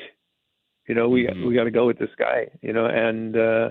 So I Trump needs to just keep doing what he's doing. Forget the haters and the negative sayers and everything else and just plow ahead. I honestly, he has to be. If you think of everyone that's been ground down to a pulp because of what politics will do to you, the political machine, I have never seen anyone more immune to it than Donald Trump. It is truly remarkable. One historic figure that on this scale, and that is Winston Churchill in World War II. In 1941, when the entire world was against him, and he was standing alone, and even the people in his own cabinet didn't believe in him, and he had not a decade before he had a reputation as just being some kind of drunken has-been politician wacko guy, and he was completely unmoved and unfazed and determined. That maybe Netanyahu, in Israel post October 7th, but it's almost unprecedented the level of courage and tenacity you have in your president. It's amazing. So if people want to look up your stuff on the Heritage Foundation or find you online, where can they go? Just go to JJ Carafano on Twitter because I'm always posting on there, and you can find out pictures of where I am in the world, right? And guess, where is he today? So it's kind of like Waldo. So there's that. At JJ Carafano on Twitter. And of course, you can find his work online with the Heritage Foundation. Jim, thank you so much for joining us here in St. Louis. We really appreciate it. Right. Yeah, you guys are the best, by the way.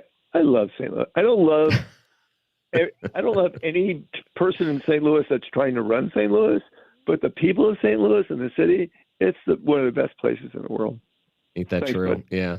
Thank you, Jim. Yeah, he gets it, man. He gets it. Brad, wow, a lot to unpack there. Maybe we can look at some comments and things that are coming out. But when we come back to, I saw this one opinion piece.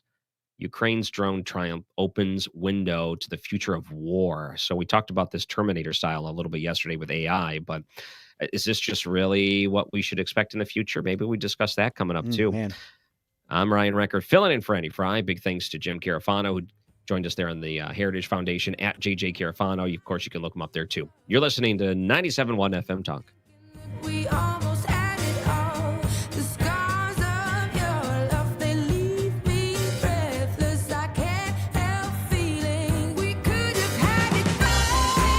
Annie's out, Ryan and Brad are in.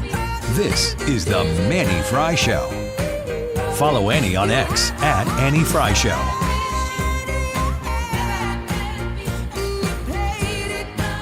You know, I always said for years to save my number in your phone so you don't forget. And here's why. Today, I was calling the office. So I mentioned the office number. Probably have said it, not to exaggerate, over 1,000 times. I called the office today and I dialed the wrong number. When it connected, it said number you call not in order, not in use, whatever they say that. Now I am freaking out. I'm a very small business owner, and that's my lifeline. Very long story to try to make it shorter. And if Andrew can do this, I'm producing it. That's why I say save the number in your phone. Save it under Bart. That's with a B. You can save it under air conditioning. That's with an A. Or whatever helps you remember, because if your memory is like mine, it's easy to forget. 314-293-2600.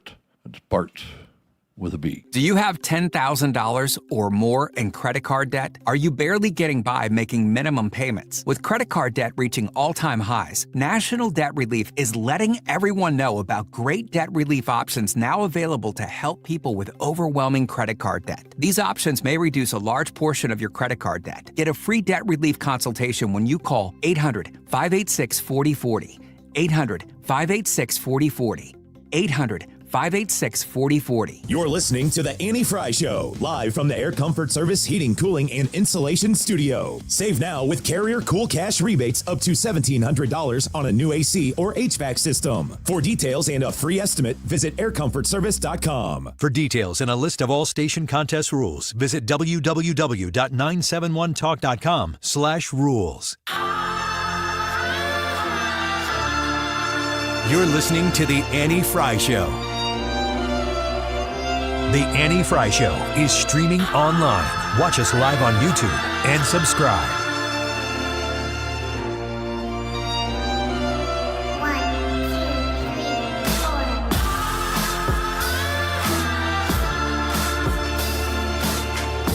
Is this another Ryan Wiggins song?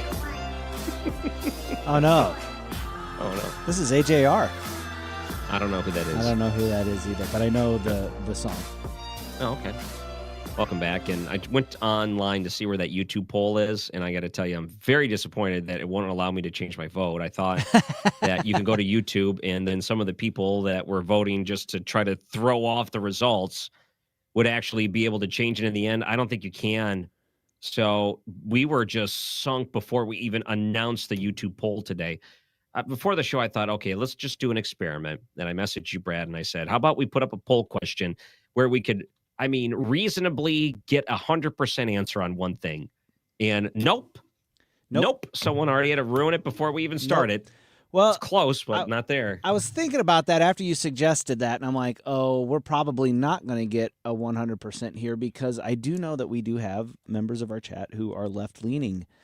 They like to listen to our show. They like to interact in the chat. They like to talk, stir the pot, that sort of thing. And I thought there is definitely at least one of those who will vote yes. Yeah. What's the poll question again? The poll question today is, do you have pronouns in your bio? Yes or no? No.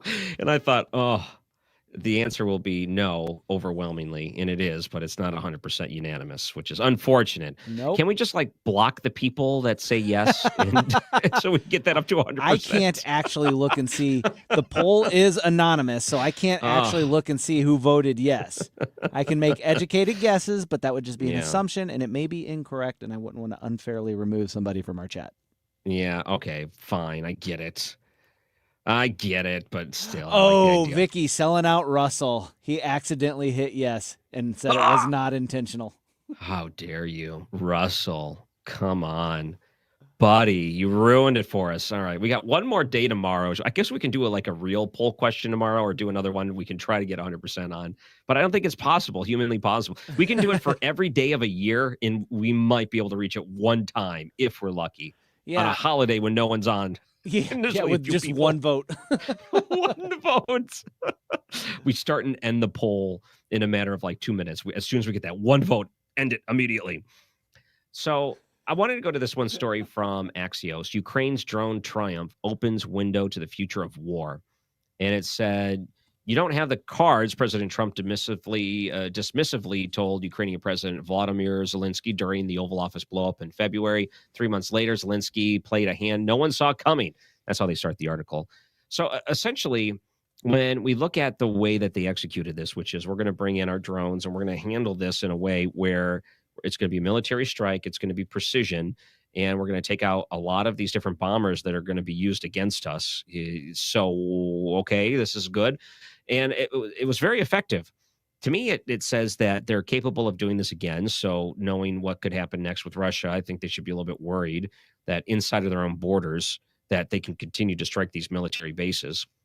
Let's put it this way. Do you even mind that in the future drones are just going to go and do the will of the army that's not going to be necessarily piloted with a human being inside of that aircraft? Does it bother you that the person controlling it will be, 1,000 miles away? I mean, it's been like that for a while. With some of these drone strikes, Yeah. You go back in Operation Iraqi Freedom and stuff like that, the Predator drones from overhead and that sort of thing. So it's been that way for a while. Interestingly enough, they've talked to the pilots about that, and like some of the things about these drone pilots are that they were saying, well, yeah, I would wake up in the morning, give my wife and kids a kiss on the cheek, head out to work, go to work, drone strike a couple people, and then come back home. And what they were finding is that PTSD was actually a real thing affecting them, even though they were thousands of miles away piloting these drones from that far away because they realized what they were doing. Does it bother me? No, I would rather have American soldiers out of harm's way or as far out of harm's way as possible. So I do like that aspect of it. I think that mostly, I think that was the main objection, that if there was something that wasn't supposed to be there, you can't really tell on a black and white screen as much as if it's a real person looking. So let's say you're trying to strike a military target, but you get there and you realize this don't look military, so we better abort. Drone, you might not be able to tell that as easy. So you might be more prone to mistakes. Mm-hmm. There's that possibility, but as you're looking at the new cameras on these drones, I mean, some of the footage that came out of this strike that Ukraine did, you can read the tail numbers on the aircraft. It's HD and it's full color display and all that other stuff. I think that as a issue will fade. And the other side of that is too, though, we sit here and we think, and it's like, oh, so you're just vulnerable to drone strikes. That's just the way it is. And it's not going to be the way it is. Warfare has been like this for years. The weapons versus armor, offense versus defense. It's a constant struggle. They invented the sword, and then they invented armor, and then they invented guns, and then they invented body armor for that, and so on and so forth. Drone strikes are going to be a part of warfare, but so are defense against drone strikes, and they're going to use they're going to use drones to defend against drones. It's just going to be the way it is, Yeah. So Brett Hume was discussing this. I think this is clip number 1 regarding the drone attack. Let's hear what good old Brett Hume has to say. Yeah, it certainly does establish that this country, whose president was being told at the White House that he didn't have any cards to play, that he apparently has quite a few cards to play, including this daring attack, which, if the Ukrainians can be believed, wiped out about 30 to 40% of Russia's strategic bombing force. That's a major setback for Russia. It is an embarrassing intelligence failure and an embarrassing defense failure. And who knows what else the Ukrainians, who have proved pretty ingenious, may have up their sleeves. Let's say this too on another side. Now, I'm not what you would call a military general. I'm not a super expert when it comes to strategy. You think it was a bad idea to keep 30% of your Air Force in one location out in the open? Well, I don't think it was just one location. Oh, it was. Oh, I was under the impression it was one spot. This was like all over the country. I saw maps, as far east as like getting close to China in that area. Some of those areas, they hit some places very far north as well. So they didn't have all these planes in the same area. But yeah, when you think about 30 to 40% of their strategic bombers, that's a big hit. That's a big hit, especially if they're not making them anymore. Yeah, probably flown by teenagers because they have no one else out there to, they're getting there, man this. You. They're getting really, really desperate on that side. Well, there's something else that was kind of interesting. The Colorado terror attack suspect Mohammed Sabri Solomon praised radical Islam group Muslim Brotherhood on social media. So this is something else. They're starting to go dig into maybe some of the motivations of this person, but I don't think it was all that difficult to find out. I mean, I don't think you had to be someone that really dug too deep to understand some of the anti-Semitic rhetoric and motivations behind what caused him to do what he did. 45-year-old Egyptian's national Facebook account is filled with posts expressing support for the Muslim Brotherhood. And I don't want to even use the word radicalized because that would imply that he is somehow a victim. And I don't want that to even be thought about from people, like somehow someone took advantage of his mind. Don't even want that to be. I want him to be fully responsible. And I think, too, that the slew of photos that you see out there, this guy's absolutely crazy. Mhm. And some of the people that were describing the horrors that were found with the burn victims' skin melting off, and it's just absolutely terrible. But it probably doesn't surprise you, too, that this person just praised these different terrorist groups. I'm guessing that not a surprise to much. Using violence against opponents, it's just kind of a part of the playbook of that brotherhood. Yeah, and he wasn't just targeting random people. He was targeting a people group. He was going after Jewish people, and these Jewish people were holding a vigil for the hostages that were still being held in Gaza. And man, I am just blown away by the rise of anti-Semitism. I know people say, "Oh no, we're not protesting Jewish people. We're protesting Israel." But when you think about Israel, and as Israel exists today, its modern day existence is predicated on the idea that the Jewish people would have a homeland that they could go to that should be safe for them. It came about after modern Israel came about after the Holocaust and all that other stuff. And the attack on Israel was an attack on Jews. It was an attack on the Jewish homeland. It was an attack on this idea that Jews deserve to have a safe place to call home. I don't understand how you can say, yeah, but Israel's bad, but it's not the Jews. Those things are so closely intertwined and interwoven that I don't think that you can get away from that idea. I don't think that you can separate those two. And like when the country's name or the country's motto is never again, what did you think was going to happen when you crossed the border into Israel and started killing people in their beds, basically? Shooting up people as they sat in their cars or sat at the bus stop. What did you think the response was going to be? You think they were going to be like, hey, just stop it? No, that was going to be an overwhelming response of force, and that's exactly what happened.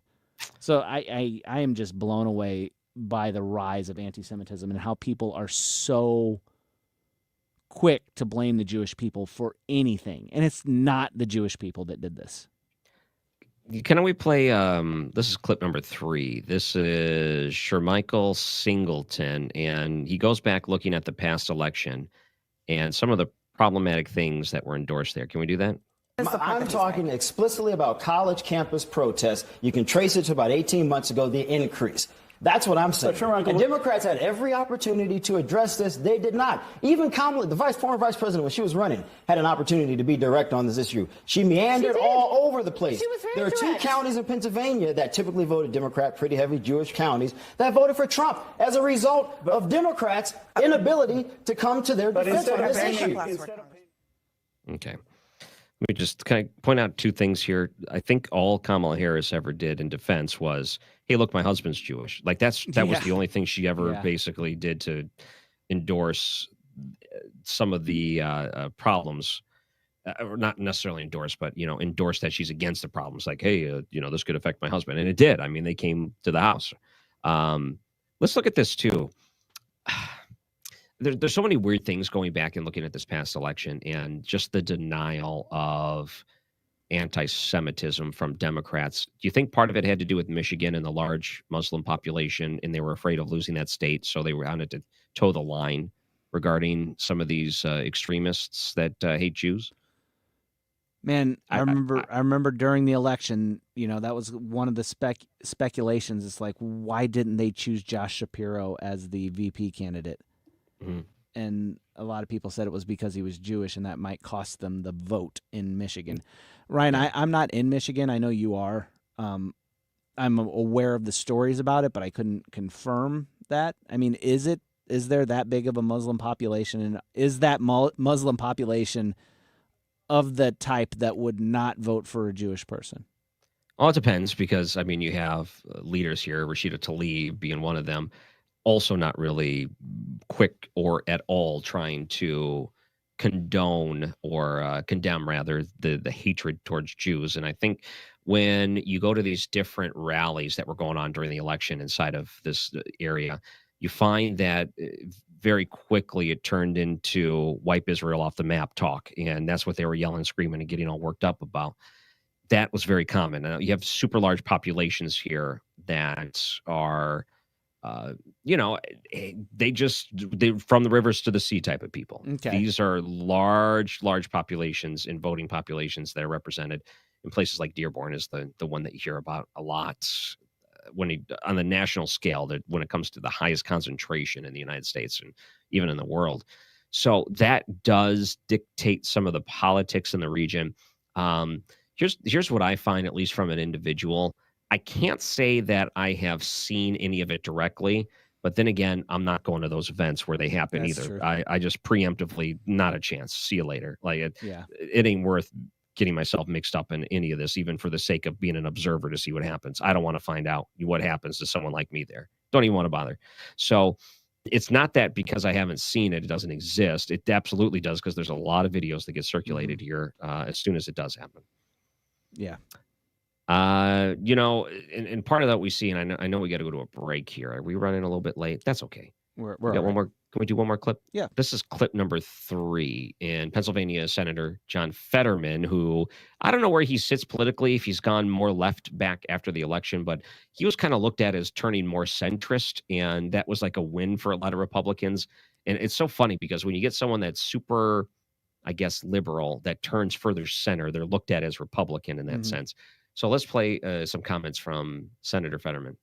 This is just rampant across all the universities, for all these places too. I mean, we really need to call it what it is. Building tent cities on a campus and terrorizing and intimidating Jewish students, that's not free speech. And now we've lost the argument in parts of my party. I actually went to University of Pennsylvania, saw these demonstrations.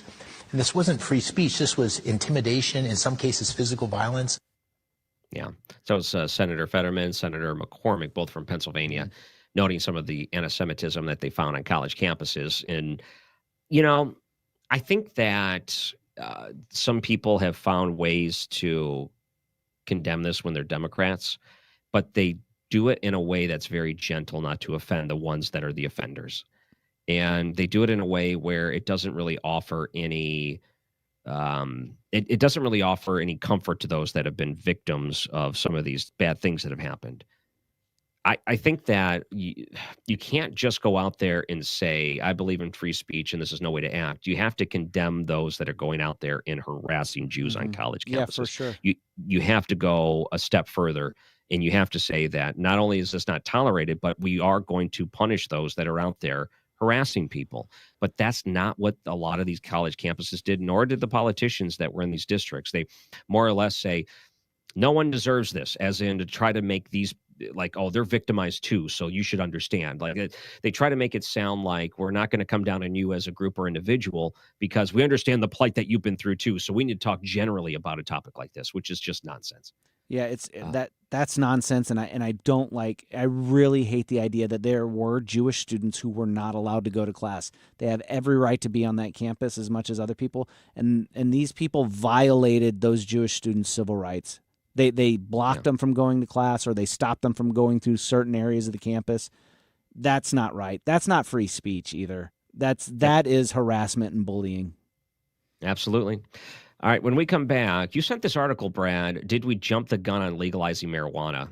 This is a good topic because I think a lot of communities may be showing some regret based on the consequences. And I feel like I got a lot of thoughts on this, and we're going to have to take a break and get back to it coming up. I'm Ryan Recker, filling in for Andy Fry. Don't go anywhere on 97.1 FM Talk.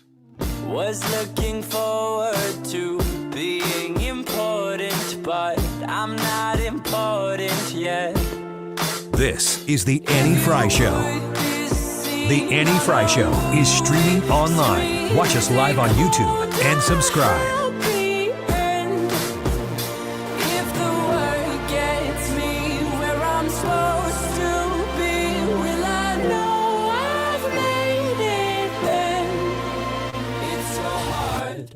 Can we skip to the good part?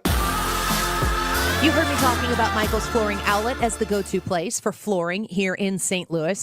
There are a few reasons why it's important before you entrust Michael's Flooring Outlet online at igotfloor.com with your hard-earned dollar. You're going to make an investment in new flooring for your home. You're going to revive that space in your home that is going to come to new life when you put in brand new fresh carpet, the soft touch when you lay down on the carpet and you're playing with the kids, maybe the grandkids, that fresh new smell that's going to take over your home with the beautiful carpet. Everyone's going to ask you where you got it, and you're going to say Michael's Flooring Outlet. Why? Because they're committed to making sure that you are a satisfied customer and they deliver it with great quality products at a perfect value. Don't ask me. Go check out the reviews on their website at igotfloor.com. If you want to visit them in store, you can visit them in St. Charles County, West County, and in Darien Prairie. But again, Michael's Flooring Outlet online right now for a free estimate, igotfloor.com. Homeowners, spring is here, and there's no better time to sell your St. Louis home. But the agent you choose matters. Who should you call? My friend and trusted realtor, Gloria Liu, your home sold guaranteed realty. Hey, it's Mark Cox. Here's why Gloria should be your first call. While the average realtor puts a sign in your yard and hopes it sells, Gloria will guarantee to sell your home for 100% of market value, or Gloria will pay you the difference. In this market, you don't want to risk working with someone who doesn't have the guarantees, buyers, or experience to help you sell within your time frame and for the most money. Many realtors will overprice your home to get your business, which can lead to your home sitting on the market with little or no offers and price reductions. If you want to sell your home for 100% of market value, or Gloria will pay you the difference, call Gloria Liu today at 314-325-6888 or visit GloriaHasTheBuyers.com. That's GloriaHasTheBuyers.com. Gloria and seller must agree on price and possession date. Surprise! Surprise! You know, surprise parties, they can be fun, right? Well, financial surprises, not so much, especially when you're retired. Like finding out you owe more in taxes than you thought you would, or having to go back to work to make ends meet. Maybe you think you'll be okay, but why not double check just to be sure?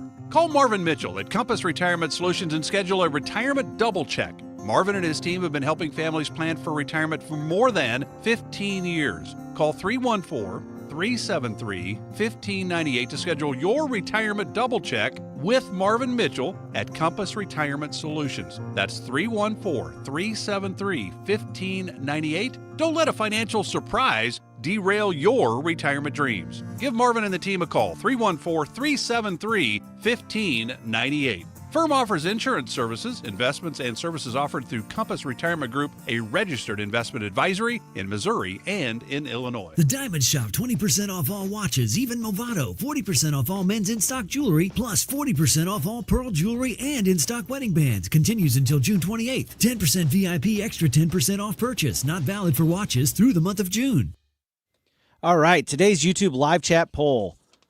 Do you have pronouns in your bio? Yes or no? Ryan and I set up a little social experiment here. We wanted to see if we could get 100% on this. We failed before the poll started, but we also wanted to get over 200 votes, and we are closing in on that goal.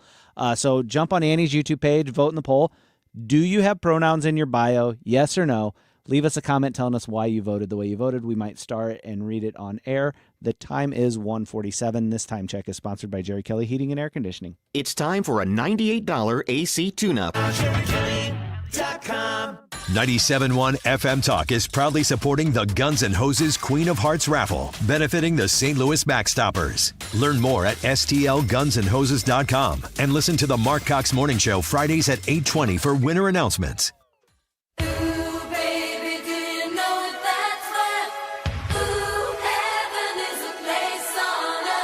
Annie's out, Ryan and Brad are in. This is the Manny Fry Show. Find the podcast, on-demand audio, and more at 971talk.com/Annie.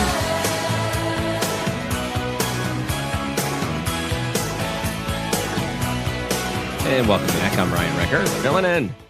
And Brad, you sent me this article. This is from USA Today. New study finds cannabis edibles raise risk of premature heart disease. You asked the question. You said, did we jump the gun on legalizing marijuana? And people look at it as this is a great avenue to get tax revenue, as in they're already doing it, so you might as well tax them and make some money and do this and do that. But there's always a downside to addictive things that you make legal.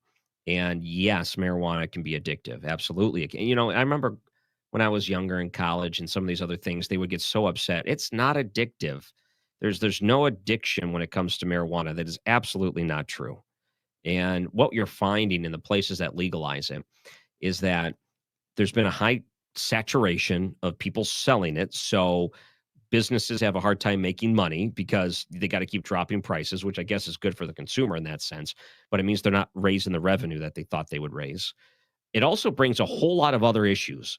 And if you want to look at the cultural issues and what that brings, that's one thing. But also the health-related issues. There are health-related issues associated with it, marijuana use and edibles and these other drugs that people are taking. And people look at it as if there is zero downside to taking these type of drugs, but there are a lot of downsides to it. However, if you raise the concerns, as in you need to look at this realistically in the real world of how it affects people, you're looked at as a bad person for doing that because you're kind of, oh, you're on the wrong side of this, right? Oh, it's just, I find it so troubling that we try to glorify drug use and drugs to the point that we're not even honest with people and what they're doing with their bodies, and we don't even it's almost like you're not even allowed to let them know what happens when you're on these drugs because you're a Debbie Downer or whatever it is. But we have to be looking at this even from a scientific level. We're going to get a much larger sample size with this being legal. And we're going to find, I think there's going to be a whole slew of problems that we're not anticipating on top of not just the psychological, but the physical problems too. Yeah, I mean, this study that I sent you, it was talking about it's not just smoking it either; it's edibles as well.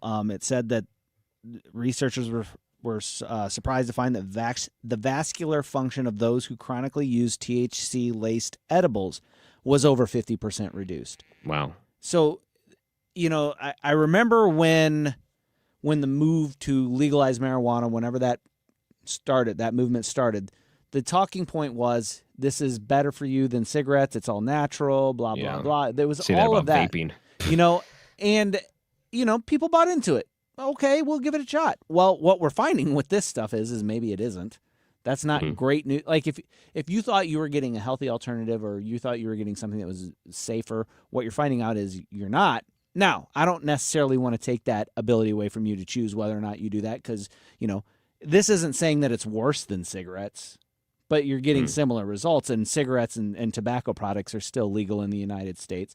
So I don't know necessarily that I want to go back for that reason. I kind of want to go back for other reasons where it's like, man, these people smoke up their cars and you can smell it as you're driving down the freeway and stuff like that. It's a public nuisance. It's not necessarily, I don't think things should be banned for your health, but I mean, your right to swing your fist stops at my nose, if that makes sense. So, if you can be responsible with it and not around me, that's cool. But man, I shouldn't have to drive down the road. Here's the other thing that I also feel like they exploit the people that are using it because they understand it's an addiction to a lot of people, and the exploitation of it without explaining it being exploitation is troubling. There's a lot of things that are legal that they exploit people's emotions, physical and mental being. Lottery is one of them, drinking alcohol. And, you find vaping, I think, is starting to be in the same level as marijuana.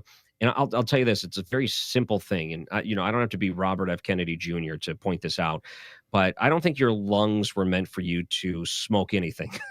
So they're not designed to take those sort of thing without there being some health issues. Now, same thing with the stuff you digest. Some things your body is just not meant for. And I understand that our bodies are resilient. Look at Ozzy Osbourne and all the junk that he did with his body, and he's still kicking it, somehow alive, but now all the regrets he has later in life. I find that did we jump the gun on legalizing marijuana? It's almost inevitable, just like gambling and all these other things, all these different vices that just become more and more popular, and you can't stop the sports betting. You can't do this. You can't do that. The thing that troubles me the most is that we're just not realistic when it comes to discussing the dangers of it. And we glorify it to a way to make it sound like there's no dangers to it. The recreation, there's only upside to how happy it makes us. And I think when we go back and look at this, we'll realize very quickly this destroyed a lot of people's lives. It destroyed families. It hurt their chances when it comes to employment. Physically speaking, when they're older, there may be some other health complications that are irreversible. And all because we said, hey, we're telling you there's no problem. It's recreation and it's safe. And that's truly not the case. Yeah. Yeah, if you're going to go out there and tell people that it's safe or that the risks are minimal, you had better be 100% sure that they are. And what we're finding out is maybe that isn't as true as people were thinking it was. Like vaping, too. And the vaping thing is so strange to me because I'm going to say this, too, because I'm sure there's people that listen right now in the chat. They're going to hate me for saying this because they may vape and say, oh, it got me off of cigarettes. I look at vaping as a trashy thing. Like, I don't look at it in a positive thing. And if you do it, you probably don't care that I'm saying it. So I'm just going to say it. But all the different things that are in these unregulated cartridges that teens are picking up because they're bubble gum flavored is so ridiculous. Now, to think some of these things are coming from China and they import this with zero care in the world if what you are putting into your lungs is as dangerous as asbestos. Like, they don't care. And why would they care? Like, they're going to kill Americans with this thing. I'm sure they don't let their people handle half the stuff they import over here to the United States. I think that did we jump the gun? It's inevitable. I think every state is going to be in the exact same pot here before you know it. It's going to be hard to stop this from just like taking over. But I think maybe one day we'll wake up to the damaging nature to it, the exploitive nature these industries have, and then maybe we can at least be realistic on it. I've thought too, like, I've thought about and if I weren't doing radio, what kind of things would I be doing? I would almost want to be on one of these nonprofits that try to raise awareness to the dangers that these people are consuming on a day-to-day basis, that are told that these not only are fine, but should be enjoyed, and you should be doing this. There's so much exploitation that goes on, and there's just not enough people that want to tell you the truth to it because they're making so much stinking money on it. And that needs to change. That's a big thing. And you could admire RFK Jr. for being one of the people that want to change that type of mentality. All right, when we come back, New York Times posted an article, is Joe Biden a robot? That took me by surprise. Let's talk about that coming up on 97.1 FM Talk.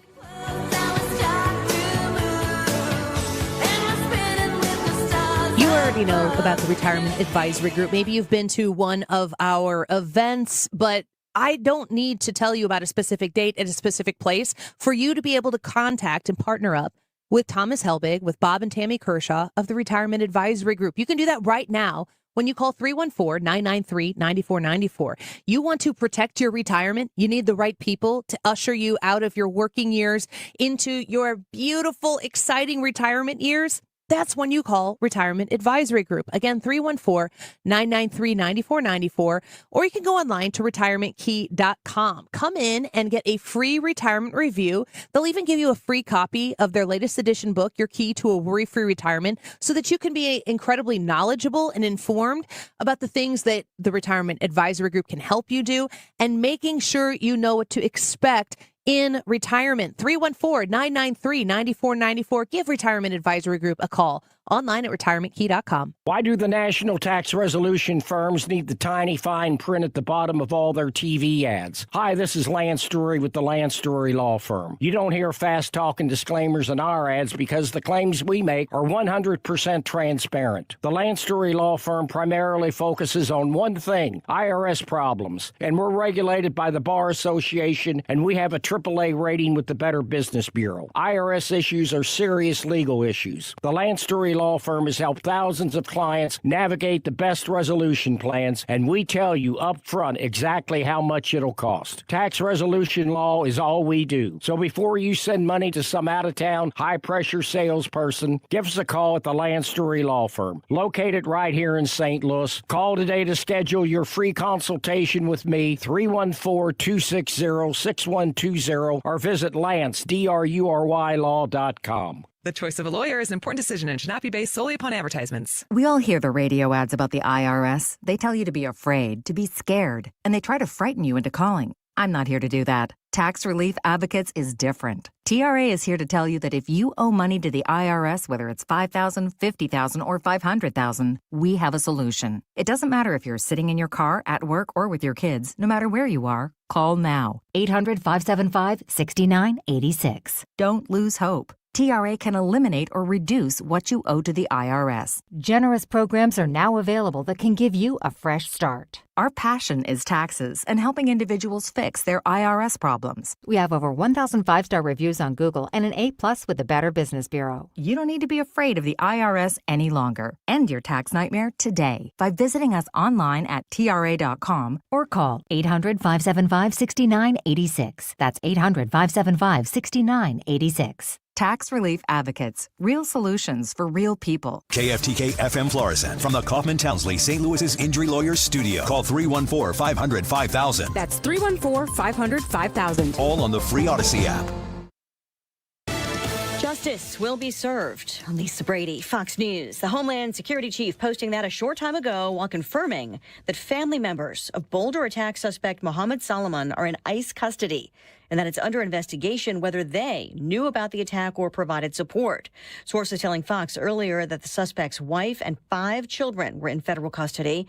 Solomon, an Egyptian national, is facing federal and state charges in a Colorado Molotov cocktail attack on a pro-Israel group that left 12 injured. The arrest warrant shows Solomon told police, quote, in order to get as close as possible to the group, he dressed himself like a gardener. He wore an orange vest, bought flowers from Home Depot in Castle Rock, and purchased a backpack sprayer, which he filled with gas and wore on his back as he approached the group. He also said that he didn't spray it on others because he planned to use it on himself because he expected to die. Fox's Alicia Acuna in Boulder. The White House says President Trump is sticking with the One Big Beautiful Bill, disputing estimates it will explode the deficit and singling out Republican senators over criticism of the bill. Republican senators like Rand Paul and Ron Johnson don't have their facts together, White House Press Secretary Caroline Leavitt says. She is pushing back on an estimate from the Congressional Budget Office that the sweeping Republican budget bill will grow the deficit by $4 trillion. Unfortunately, this is an institution in our country that has become partisan and political, and we are very confident in our own economic analyses of this bill. The One Big Beautiful Bill also faces opposition from a major ally of the president, Elon Musk, writing on X, the budget bill is pork-filled and a disgusting abomination. Fox's Jared Halpern at the White House. House Speaker Mike Johnson just telling reporters Musk is terribly wrong about the bill and calling his post disappointing. America is listening to Fox News. Texting enrolls you into recurring automated text messages. Consent not required to purchase. Message and data rates may apply. Hey, Dan, how you doing? Haven't seen you around the gym for a while. Yeah, I've really fallen off. Since I turned 40, I just don't get the results I used to get. Could be lower testosterone. Lower T? Yeah, I went through it a while back. Once you hit 40, your body has less free testosterone. I got Nugenix Total T, and it's made a huge difference for me. I've seen that ad on TV. Is it for real? Oh, yeah. The key ingredient is something called Tesnor, which helps boost free and total testosterone levels to help you trim up and stay lean. And it's made a difference for you? Man, I feel like I'm in my 20s again, at work, in the gym, and in the bedroom. Are they still giving out complimentary bottles for people to try it for themselves? Yeah, you just need to send them a text. Text BIKE to 321-321 right now for your complimentary bottle of Nugenix Total T, the #1 selling testosterone booster at GNC. Plus, text now and we'll include a bottle of Nugenix Thermo, our most powerful fat incinerator ever, to help you get back into shape fast. Absolutely free. Text BIKE to 321-321. That's BIKE to 321-321. Air Comfort Service, heating, cooling, and insulation, weather. Still a little bit of an early summer feel out there, but there is a front on the way. Partly sunny skies, chance of a couple of spot showers. High temperatures in the 80s, but the actual high may just touch 90 degrees. Tonight, lots of clouds, breezy, a couple of showers, a few rumbles, 72. Wednesday, periods of showers, a couple of thunderstorms, breezy and near 80. That continues Thursday and Friday. This is 97.1 FM Talk, Chief Meteorologist Dave Murray.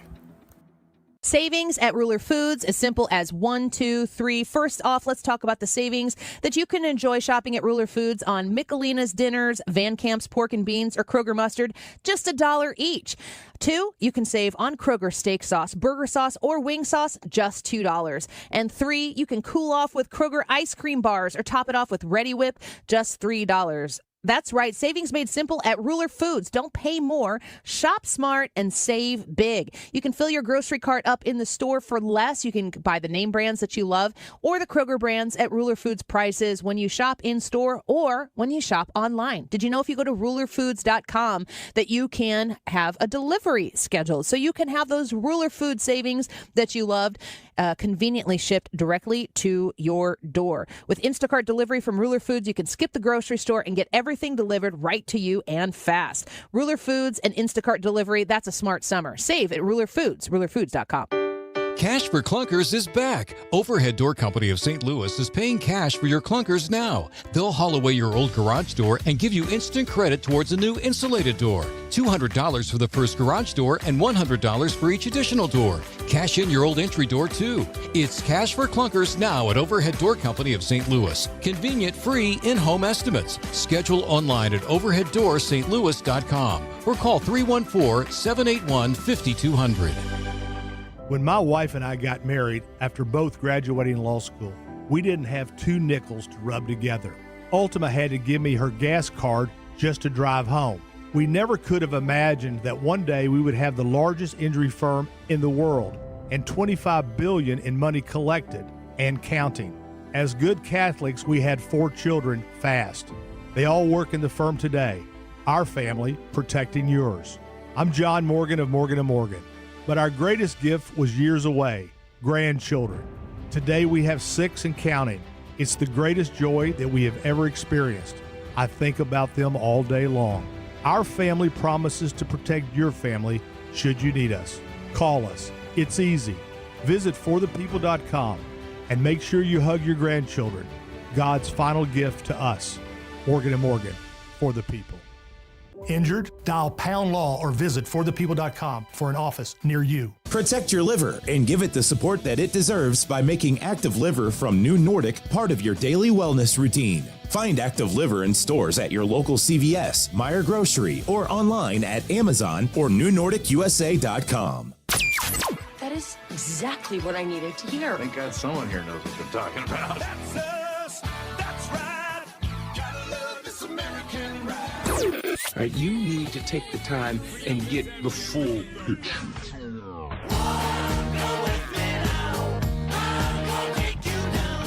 Oh yeah, here's the moment you have been waiting for. Don't get me wrong, I love the ladies. I mean, they rev my engine, but they don't belong in the newsroom. Annie's out. Ryan and Brad are in. Goodness sake, kid. Keep your voice down. Your father's listening to the radio. This is the Manny Fry Show. Franny Fry. The YouTube poll is live, and we tried to do an experiment that was broken before we even cracked the mics to go on air. Understatement. I know. I said, okay, let's come up with a question where it's 100% unanimous in one of the answers, and we couldn't do it. So, Brad, what was the poll question today? So the poll question today is, do you have pronouns in your bio? Yes or no? Yes or no. And you know what? Immediately someone put yes. And you found that I thought everyone's going to say no. That is such like a old thing. People don't do that anymore. Even the liberals don't do that anymore, realizing the problems with it. Yeah, AOC removed them from her Twitter account. Yeah, you're telling me you're more progressive than AOC if you still use them. So immediately you said some people in the chat, oh, I pressed the wrong button. Oh, no. They messed it up for themselves right away. They ruined it for us. So there we sit, close unanimous, well above, but what can you do? And you asked me about the wonderful closet I'm broadcasting from right now. What do you think of it? It's very gray, except for the door, which is door colored. It's gray. So how big is it about? I would say 6 feet by 6 feet. So it's just a little recording studio closet kind of deal? Yeah, it's got a little closet. Normally people would record quick little voicers to use in the news here. And, you know, it wasn't really meant to do shows, but they're going through so much construction in the building that there's no other place to do it. So I just kind of hop into one of these closets. But it's and there's nice. no air in here. Oh, it gets that's not hot. nice. That's not nice. So you probably noticed during the top of the hour, I leave the door open as Yeah. long as I can to air it out. Yeah, that's the opposite of our studio. Our It's too studio cold. is so hot or cold that Mark Reardon has actually brought in a thermometer. So right now it's 70, which is pretty nice. The indoor humidity is a little high. Yeah.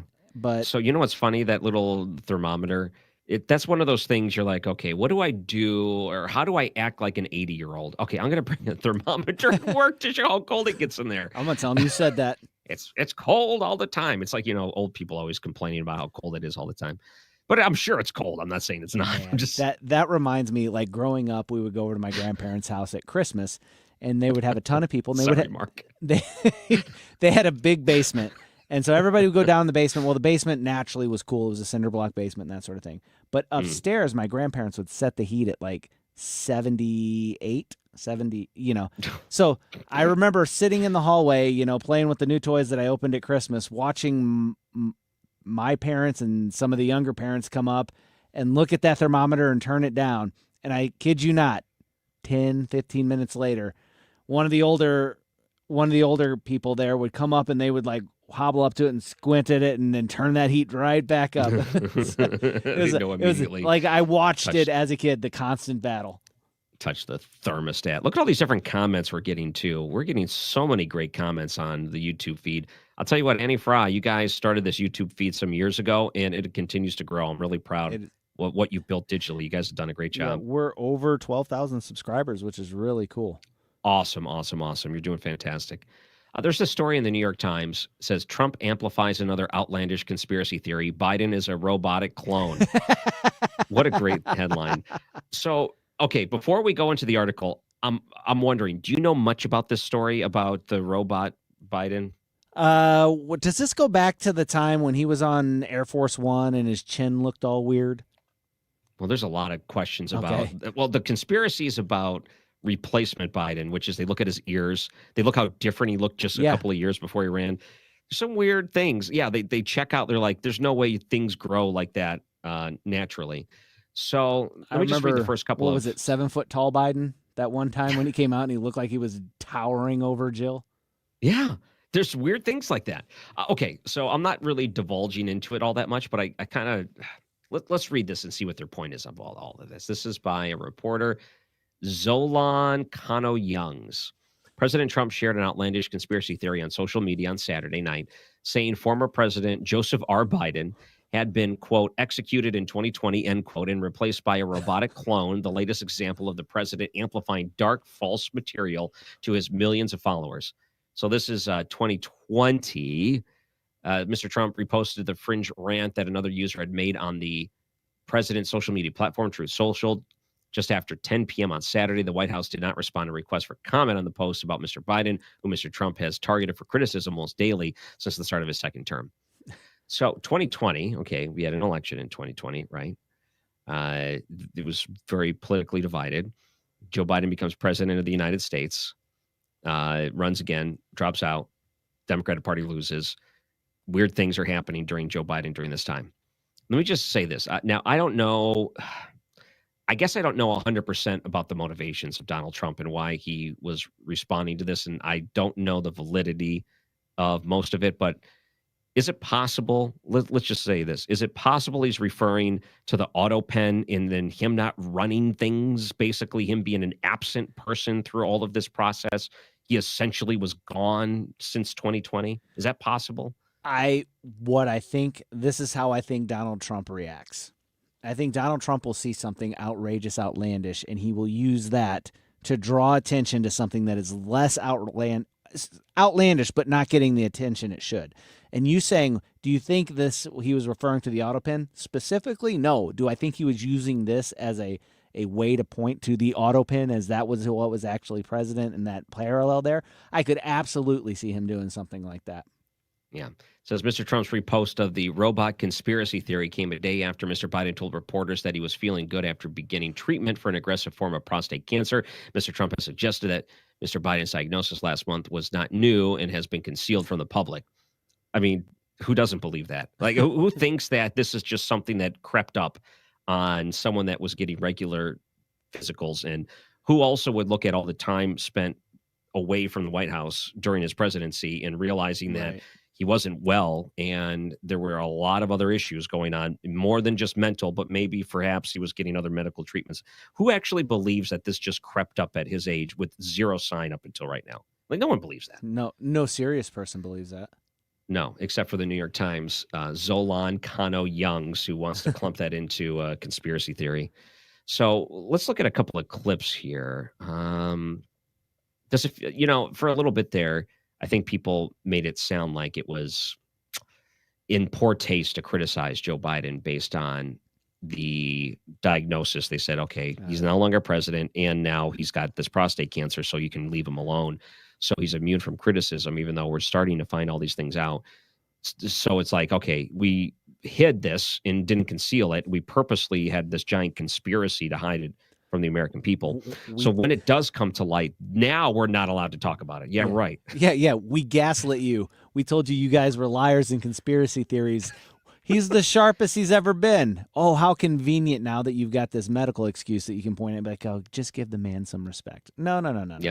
That's not the Joe way this Concha, works. he was on Fox. He's like, okay, basically saying the same thing. I think this is clip number 4, and saying that something like this is just not going to get swept under the rug. Every time again. any Democrat, especially in this case a former president from the 90s, has to go on national television to deny that they knew anything about Joe Biden's brain turning to applesauce while he was president, that's another bad news cycle for the party, with many bad news cycles that have been happening over the last few weeks. I mean, this is a story that is not going away anytime today, tomorrow, next month, even next year. This was an attempted cover-up, a bad one at that, and apparently it included, reportedly, the chief of staff of the First Lady, and Jill Biden, running the country, controlling that infamous auto pen. So when Democrats say, yeah, trust us, we're the party that can save democracy, they literally engaged in the most anti-democracy behavior we have ever seen as a country. And with unelected officials, no one's almost ever heard of making major decisions that impact the lives of every American. This will not be forgotten anytime soon. We need hearings. We need answers. Yeah. Do you disagree with anything Joe Concha said there? 100% on board with Joe Concha right there. The man is all over it. He gets it. Yeah. So the story's not going away anytime soon. Is it possible there's more things that come out we don't know about? Oh, I'm sure as time goes on, more and more will come out. And as people feel more and more comfortable sharing what they knew, more will come out. This is... we lost Ryan there. But what? Yeah.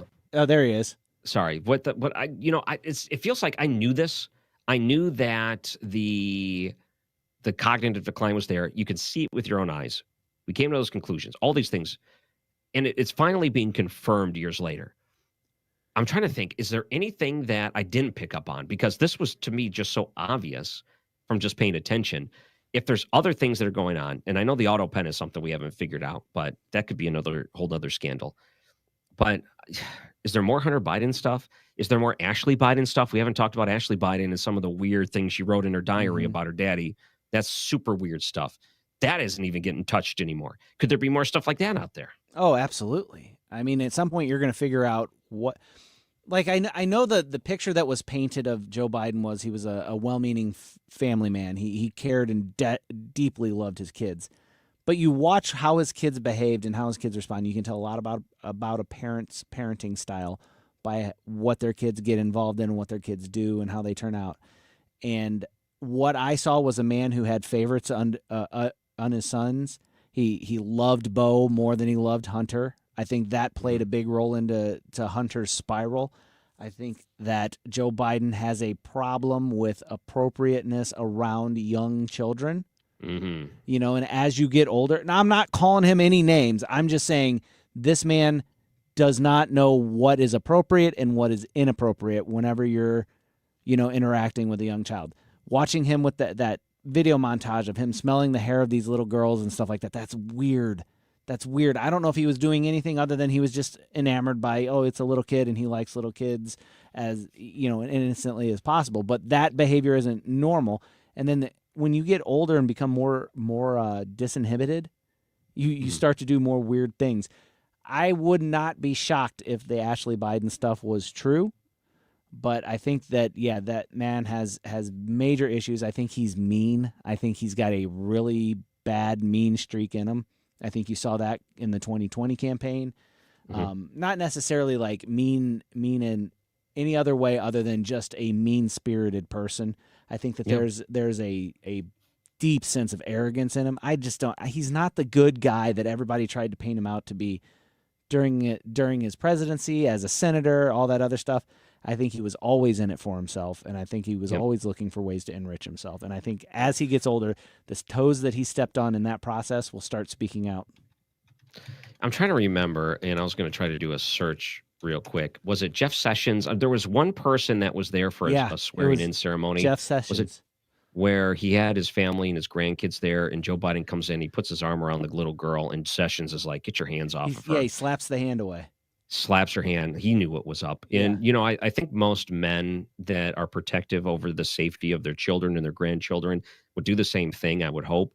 That's the type of guy you don't let around your kids. I mean, honestly, there's some real strange things that were going on there.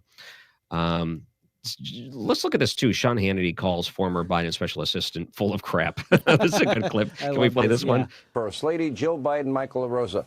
Michael, you're going to come on this program and you're going to look America in the eye and you're going to tell us that you did not see any cognitive decline in Joe Biden because we saw it, we chronicled it starting in 2019. You're going to tell us that?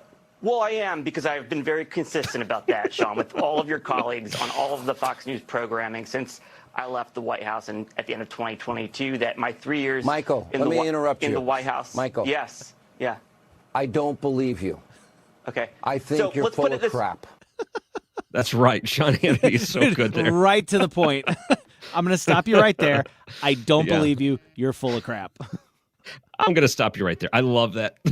Sean Hannity moment. He's been on the air for now, 20 plus years. A long time, yeah. Yeah. It's been, and he's one of the longest standing people. It's hard to believe, honestly. Time goes by pretty quick. I met Sean Hannity once, I tell you that. It was right when he started his radio career. It was like right at the very beginning of his radio syndication deal. And this is right after, this might have been 2003. I think he started in 2001.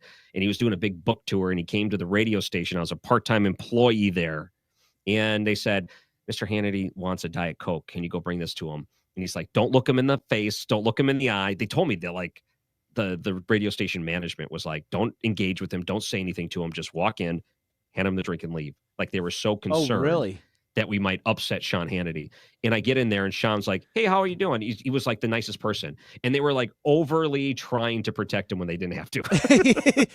Yeah. I was going to say, what was he like? He was super nice. And then they did like this meet and greet with some sponsors before his big speech that was at this auditorium in Grand Rapids, Michigan.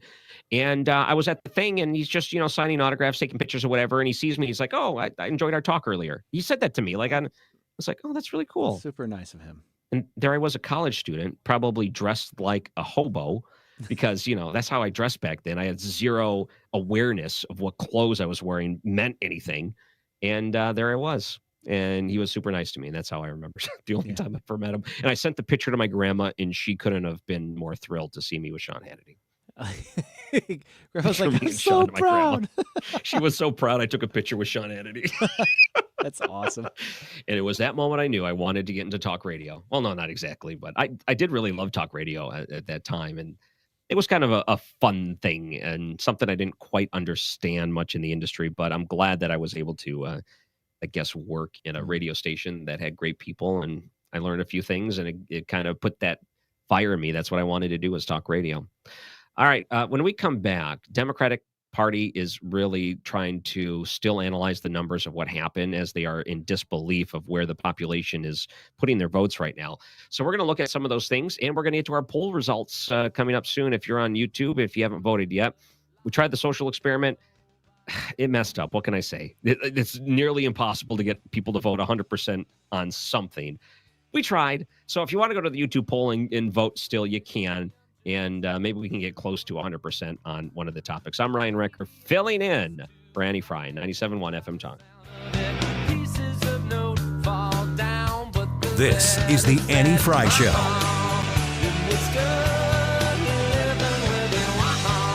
Find the podcast, on-demand audio, and more at 971talk.com/Annie.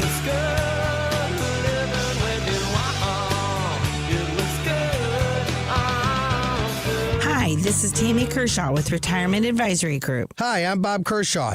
As a family business, we are committed to protecting your retirement, whether you are nearing retirement or already retired. What if it were possible to protect you from market downturns without having to make an emotional decision to buy or sell? What if you could take advantage of a strategy that would automatically take you out of harm's way during the bad years and position you for the growth opportunity during the good years? The secret is linking safely to the market without putting your principal at risk. By linking to the market instead of owning the market, you can participate safely on autopilot and lock in your gains without creating a taxable event. Go online to retirementkey.com for a no-obligation retirement review, and we'll teach you the strategy that has helped our clients retire with confidence for the past 39 years. And just for coming in, you'll get a copy of our latest edition book, Your Key to a Worry-Free Retirement. So go online to retirementkey.com. That's retirementkey.com. I'm Emma Greed, and I've spent the last 20 years building, running, and investing in some incredible businesses. The more success I've had, the more people started coming to me with questions. How do you start a business? How do you raise money? How do I bounce back from failure? On my new podcast, Aspire with Emma Greed, I'll be answering these questions and more through weekly conversations with the smartest minds out there. Listen to and follow Aspire with Emma Greed, an Odyssey podcast, available now, wherever you get your podcasts. Have you ever had a wedding reception in your yard or scheduled a party, birthday party or whatever kind of party at your house, and during the party or a couple, 3 hours before, notice your air conditioner is not working and it is the hottest day of the year? Or have you come home from a vacation and your house is baking? My experience has been that's when it will break. It just happens that way. So if that does happen to you, or say, again, you don't need to have a party or you don't need to be baked. But if your air conditioner breaks and you need to get the cold air back in your house, call me, Bart Inman. One easy number in Missouri and Illinois. That is 314-293-2600. Again, the easiest of numbers, 314-293-2600, or on the internet, bartinman.com. That's Bart with a B, Inman with an I. You're listening to the Annie Fry Show live from the Air Comfort Service Heating, Cooling, and Insulation Studio. Air Comfort Service is celebrating 55 years of residential and commercial service, maintenance, and installation of heating and cooling systems. Get in your comfort zone. Visit aircomfortservice.com. Annie's out, Ryan and Brad are in. This is the Manny Fry Show. Thought I'd never be waking on the kitchen floor, but here I lie, not the first time. Now my morning has broken, and it brings the fear. My mind's falling, then I feel my. You know, I know that there's some people that have been listening since the very start of the show, and they are on the YouTube, and they're watching since the very start of the show. I want to play that AI Donald Trump again because it's so funny. This is something you sent me yesterday from social media. Someone ran a press conference, a Donald Trump press conference through the video AI software, and they created this kind of like fake announcement from Donald Trump. To me, you listen to it, and it's obviously meant to be a parody. It's meant to be a comedy. But I'll tell you, if you just were watching it without the audio on, it would look exactly like a real press conference. I don't think you'd be able to distinguish the differences between what is done by the computer and what is real life on C-SPAN or something like that. It is that well done. And the audio and the way that they mimic his voice, it's fantastic too. The whole thing is really good. And it gives you a little glimpse into where artificial intelligence is going in 2025 and beyond. It's only going to get better from here. So can we play that fake Donald Trump video? I think it's awesome. They're the absolute worst group of people we've got in our country, and it's not even close.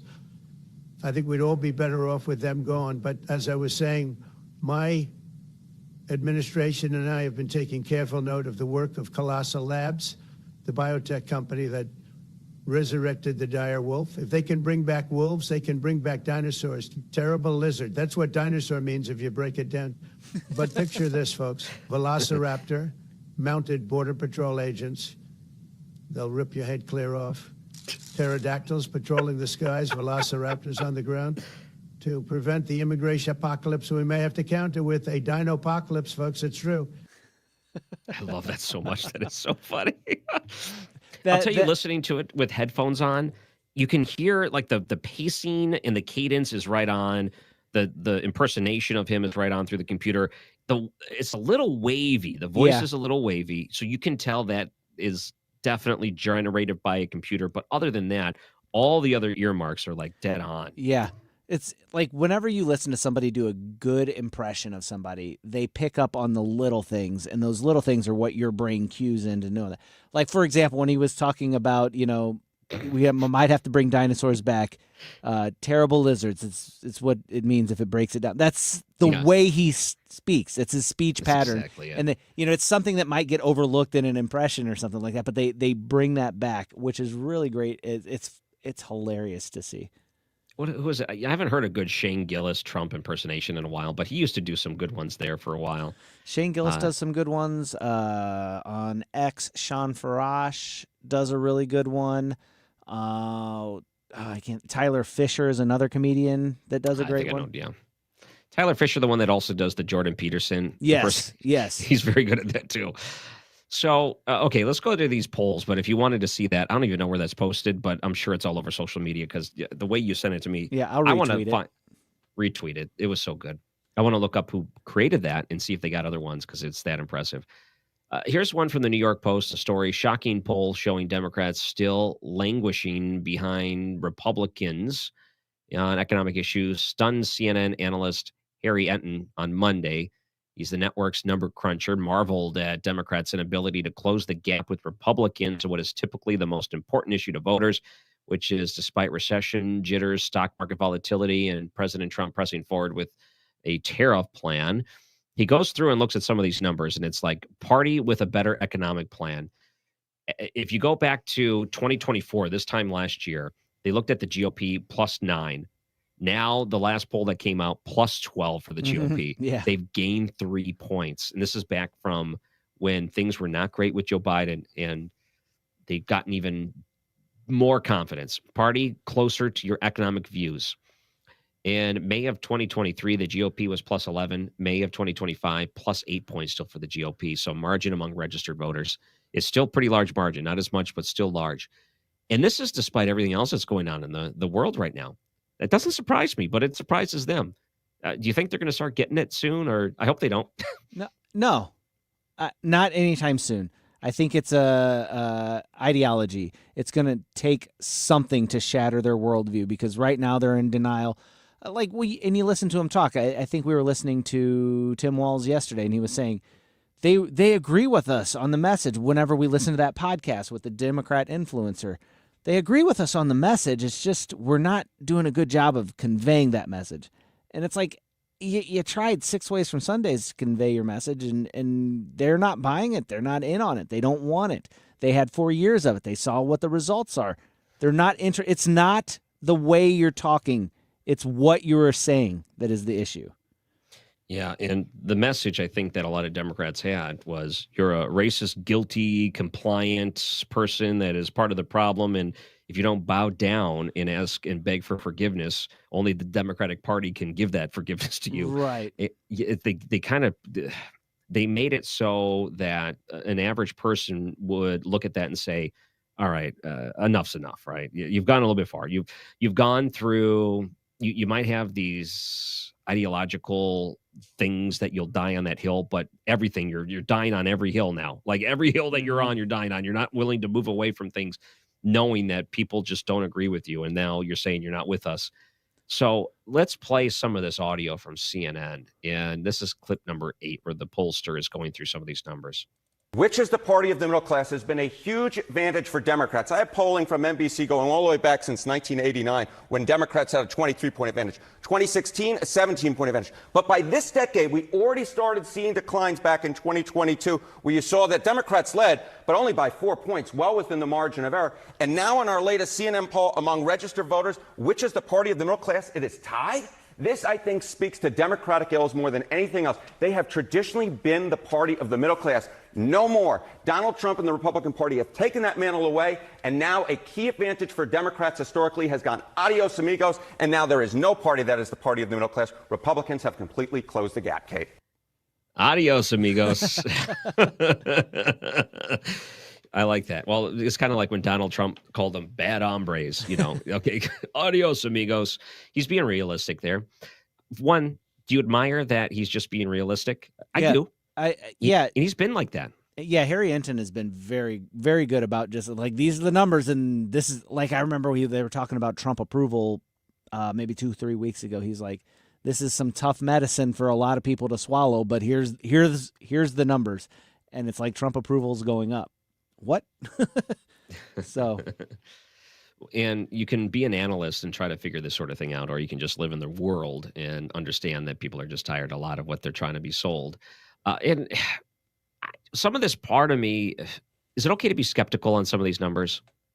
Is it possible to question the integrity of this polling done by CNN, to think they're using it as a way to manipulate the party to try to get them to move where they want them to move? Or do you think this is honest to goodness polling? I have said this. You go back and listen to me on the show for the longest time. Polls are persuasive tools, not predictive tools. The goal of a poll, the goal of something like that is to persuade the audience or the viewers to start thinking a certain way.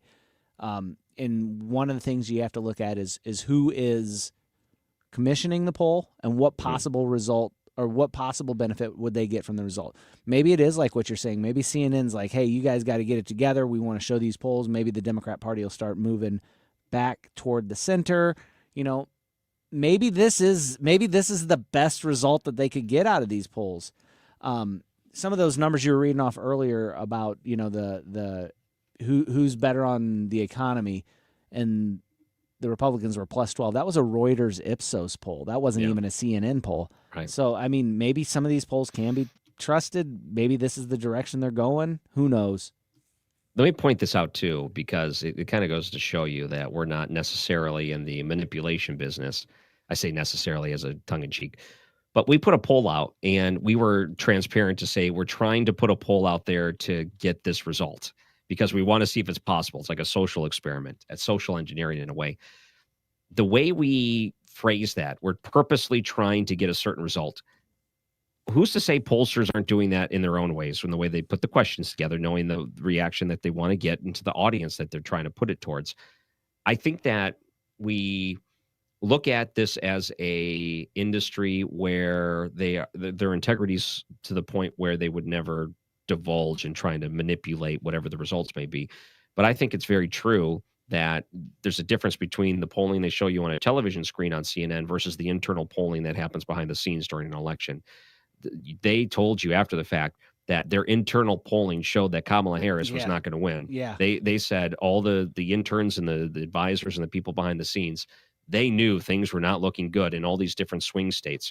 And part of the question was, you raised, what was it, $1 billion, and you wasted it all in knowing you weren't going to win. The polling was not showing that way. That's pretty bad. Building $100,000 podcast sets instead of sending the VP to the podcast set itself.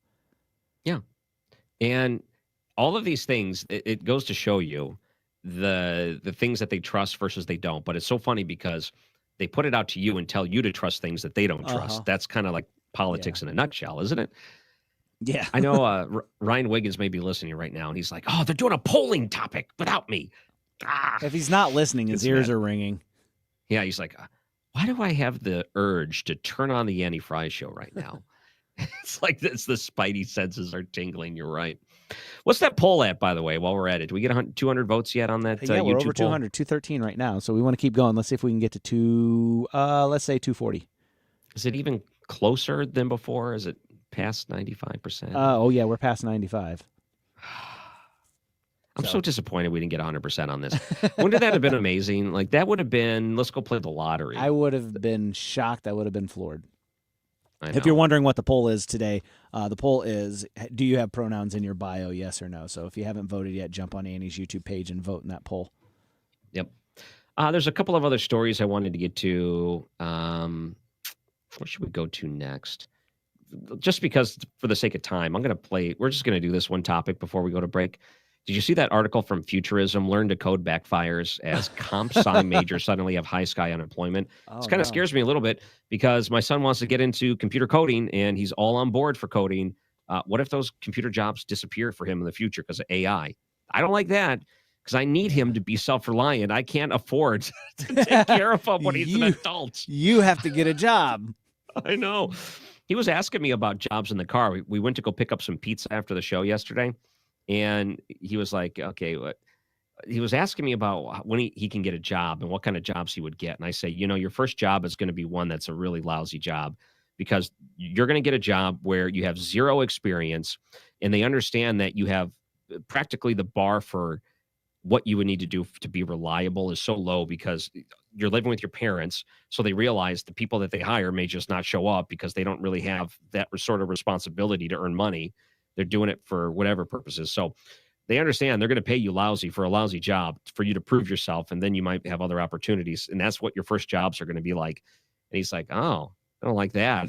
Like, what do you think it's going to be?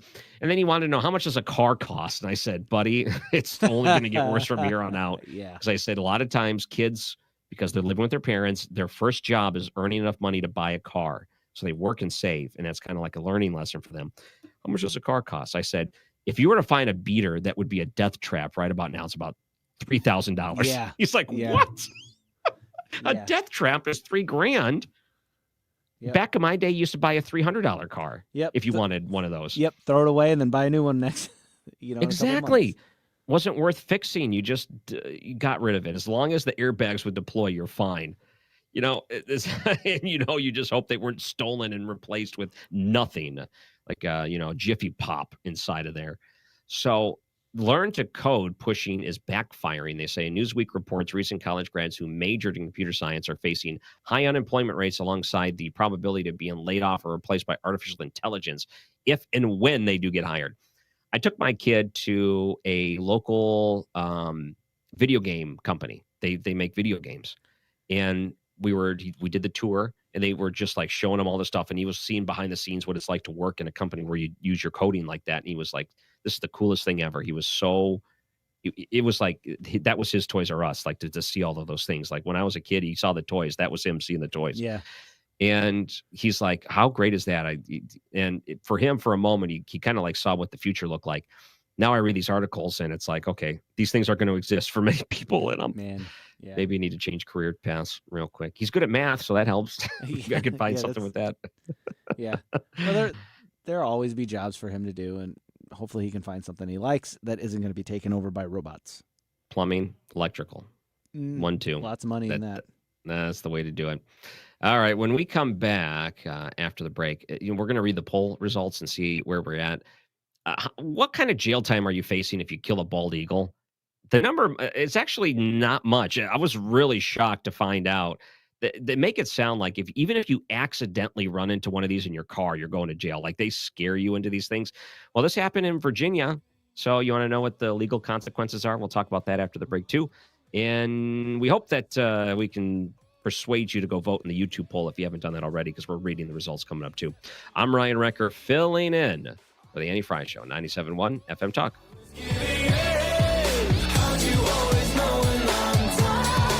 This is the Annie Fry Show. The Annie Fry Show is streaming online. Watch us live on YouTube and subscribe.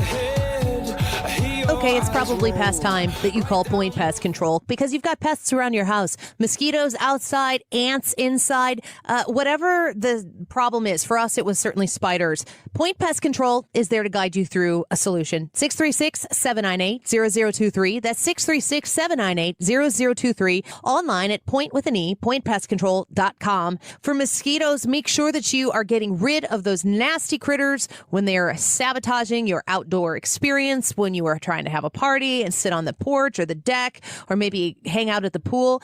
You can call Point Pest Control and they can come pre-treat for your event so that you don't have to deal with mosquitoes killing the party. 636-798-0023. Also, if you ever see any evidence of termite damage, they can help you with that as well. They can assess the situation and get you to a fast solution quickly. 636-798-0023. Mention Annie and get an extra 10% discount on the top of any specials online at pointpestcontrol.com. Don't get lulled into believing the IRS is getting soft. It's just the opposite. Hi, this is Lance Story with the Lance Story Law Firm. We are being told by IRS collection officers that their higher-ups are demanding that they get more aggressive than ever. So don't ignore them any longer. Level up. If you have unfiled returns, unpaid taxes, levies, or liens, call the Lance Story Law Firm today and let us get between you and the IRS. We'll protect your rights, including your right to appeal or even your right to take the IRS to tax court. Remember, IRS problems are legal problems, and they need to be handled by an expert attorney team who's done it for decades. So call the Lance Story Law Firm today. We're local. Our office is right here in St. Louis, or visit Lance, D-R-U-R-Y, law.com to schedule your free consultation with your local tax resolution law firm, the Lance Story Law Firm, 314-260-6120. The choice of a lawyer is an important decision and should not be based solely upon advertisements. You had a solid retirement dream, sell your home in a few years, bank the equity, downsize, and travel.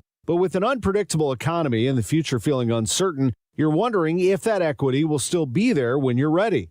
What if you could bank that equity right now? With Truehold, you can sell your home for its current value so you can access your equity today. You can bank the cash now and stay in the home you love with an easy standard lease. Truehold even covers property taxes, insurance, and repairs. And since Truehold hands over your equity in cash now, it's yours to do whatever you like. Don't let a shifting economy put your hard-earned equity at risk.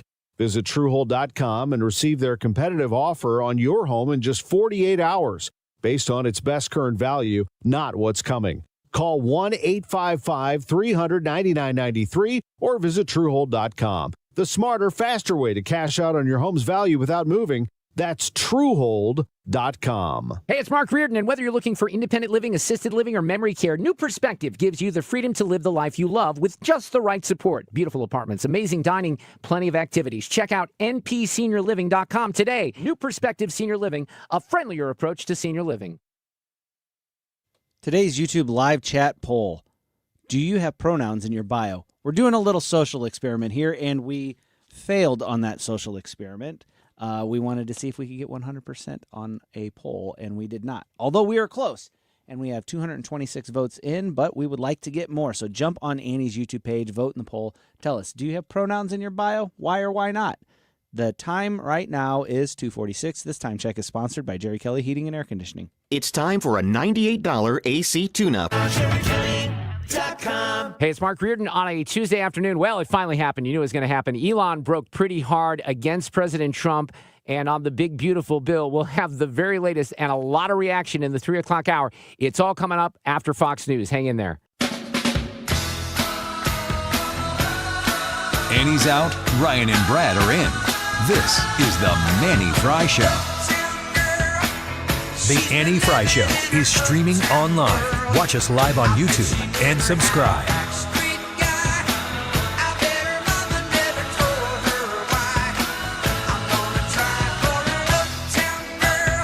Thanks. Welcome back. I'm Ryan Recker. Another segment here before Mark Reardon takes over. And yeah, he's got that very topical liner there that Elon Musk breaking on the big, beautiful bill.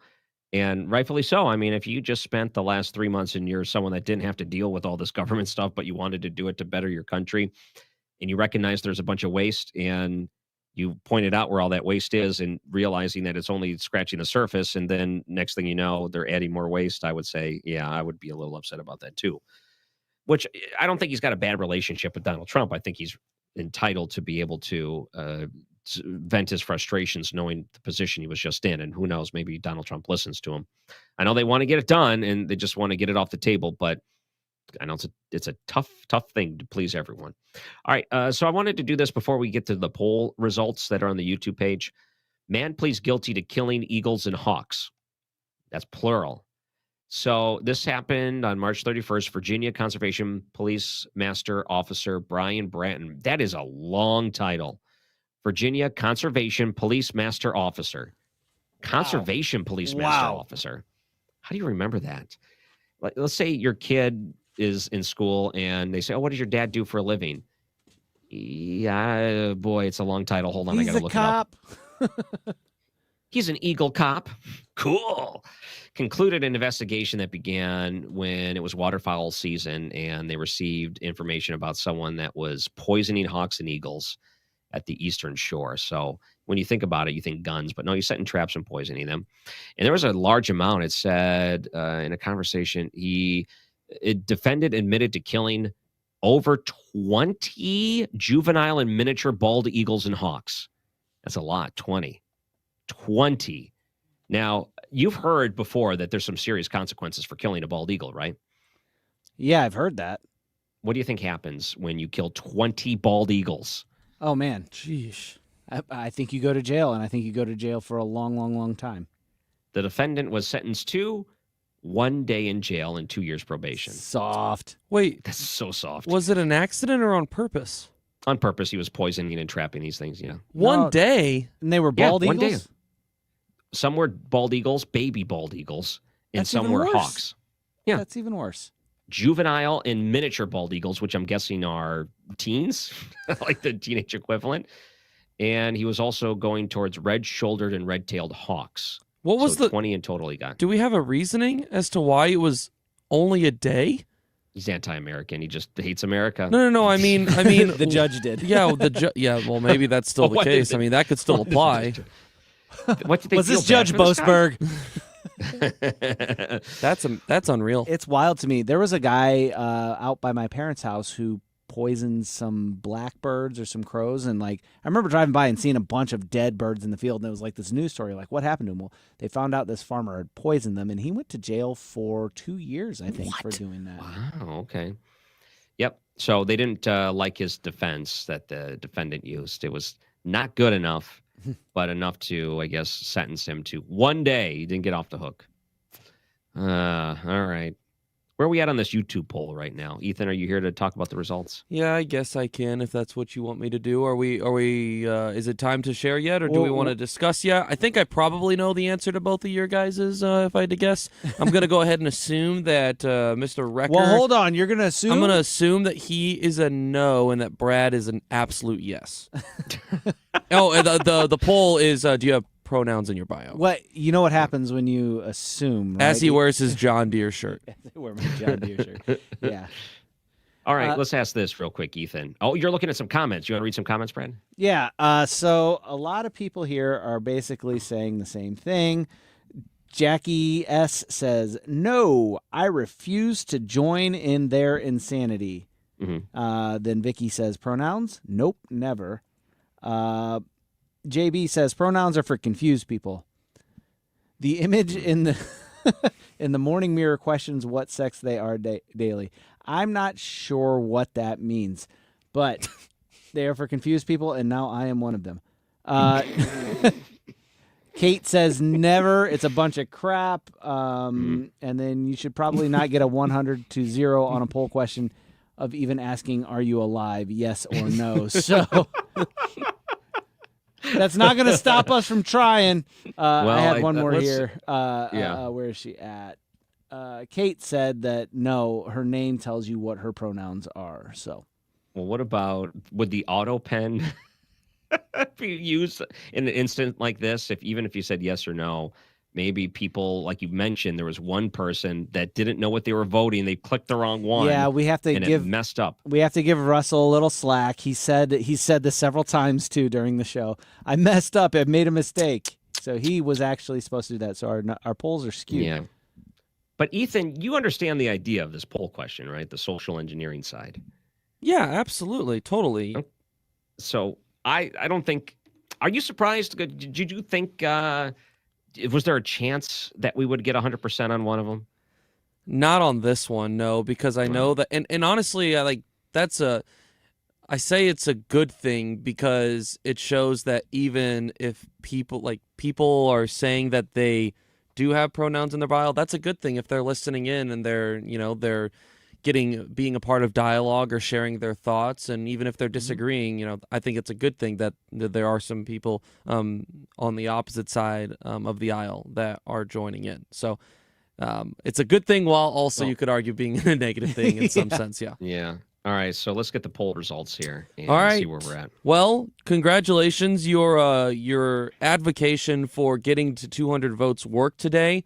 We are at 241 votes on the YouTube live chat poll. I think that's the most that we've had when Mr. Recker has been hosting. Do you have pronouns in your bio?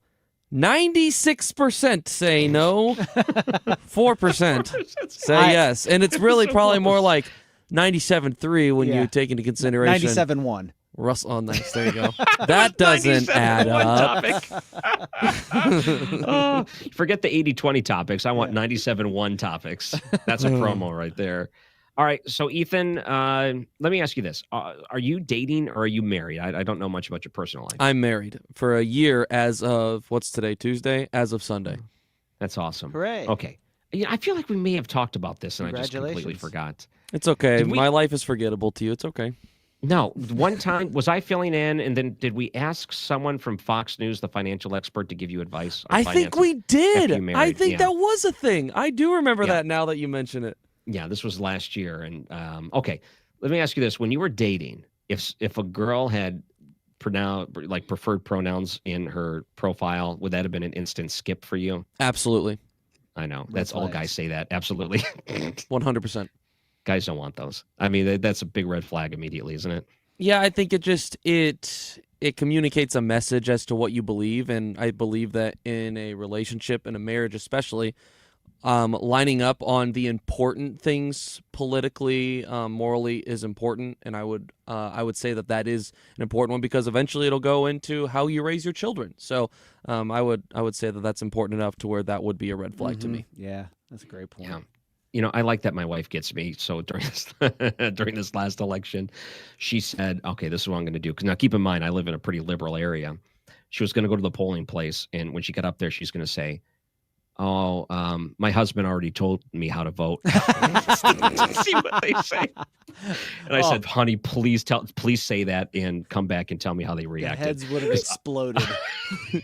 My husband already told me how to vote. Who was it that my husband told me to vote for? Yeah. Oh, he better. I hope he doesn't find out. No, he doesn't. So he didn't mad? go that far. No. But I thought it was hilarious, and she didn't do it. She chickened out. But I thought it was a great concept. That's great. That is funny. You know, I was looked at as someone that was aggressive at a polling place. It's so funny because I don't really come off as a super aggressive type of guy, I think. So I went to the polling place, and this was my first time voting after I moved to Michigan. And the person said, can I see your ID? And I said, oh, you asked for IDs here. Like, I was kind of surprised because it's been a long time someone asked for an ID when I was voting. That's a good thing to me that they're checking these IDs. Yeah. And I was surprised. I'm like, oh, you're asking for an ID? And they're like, yeah, you have to. And they got offended. They thought I was like questioning them, like I was upset. In Illinois, they tell you to put it away. Yeah, they don't care, man. So so basically, since we live close to the polling place, I went first, then my wife went second, so we didn't have to take the kids there. And she goes in there, she's like, it's my first time voting at this polling place. They're like, there was a guy that just came in and was offended that I asked for their ID. She's like, oh, that was probably my husband. And that's how I found out. They were like surprised that I asked. All right, we have one more day of I get to fill in, and we get to use that special intro without Ethan in it. I'm Ryan Recker, filling in Andy Fry Show, 97.1 FM Talk.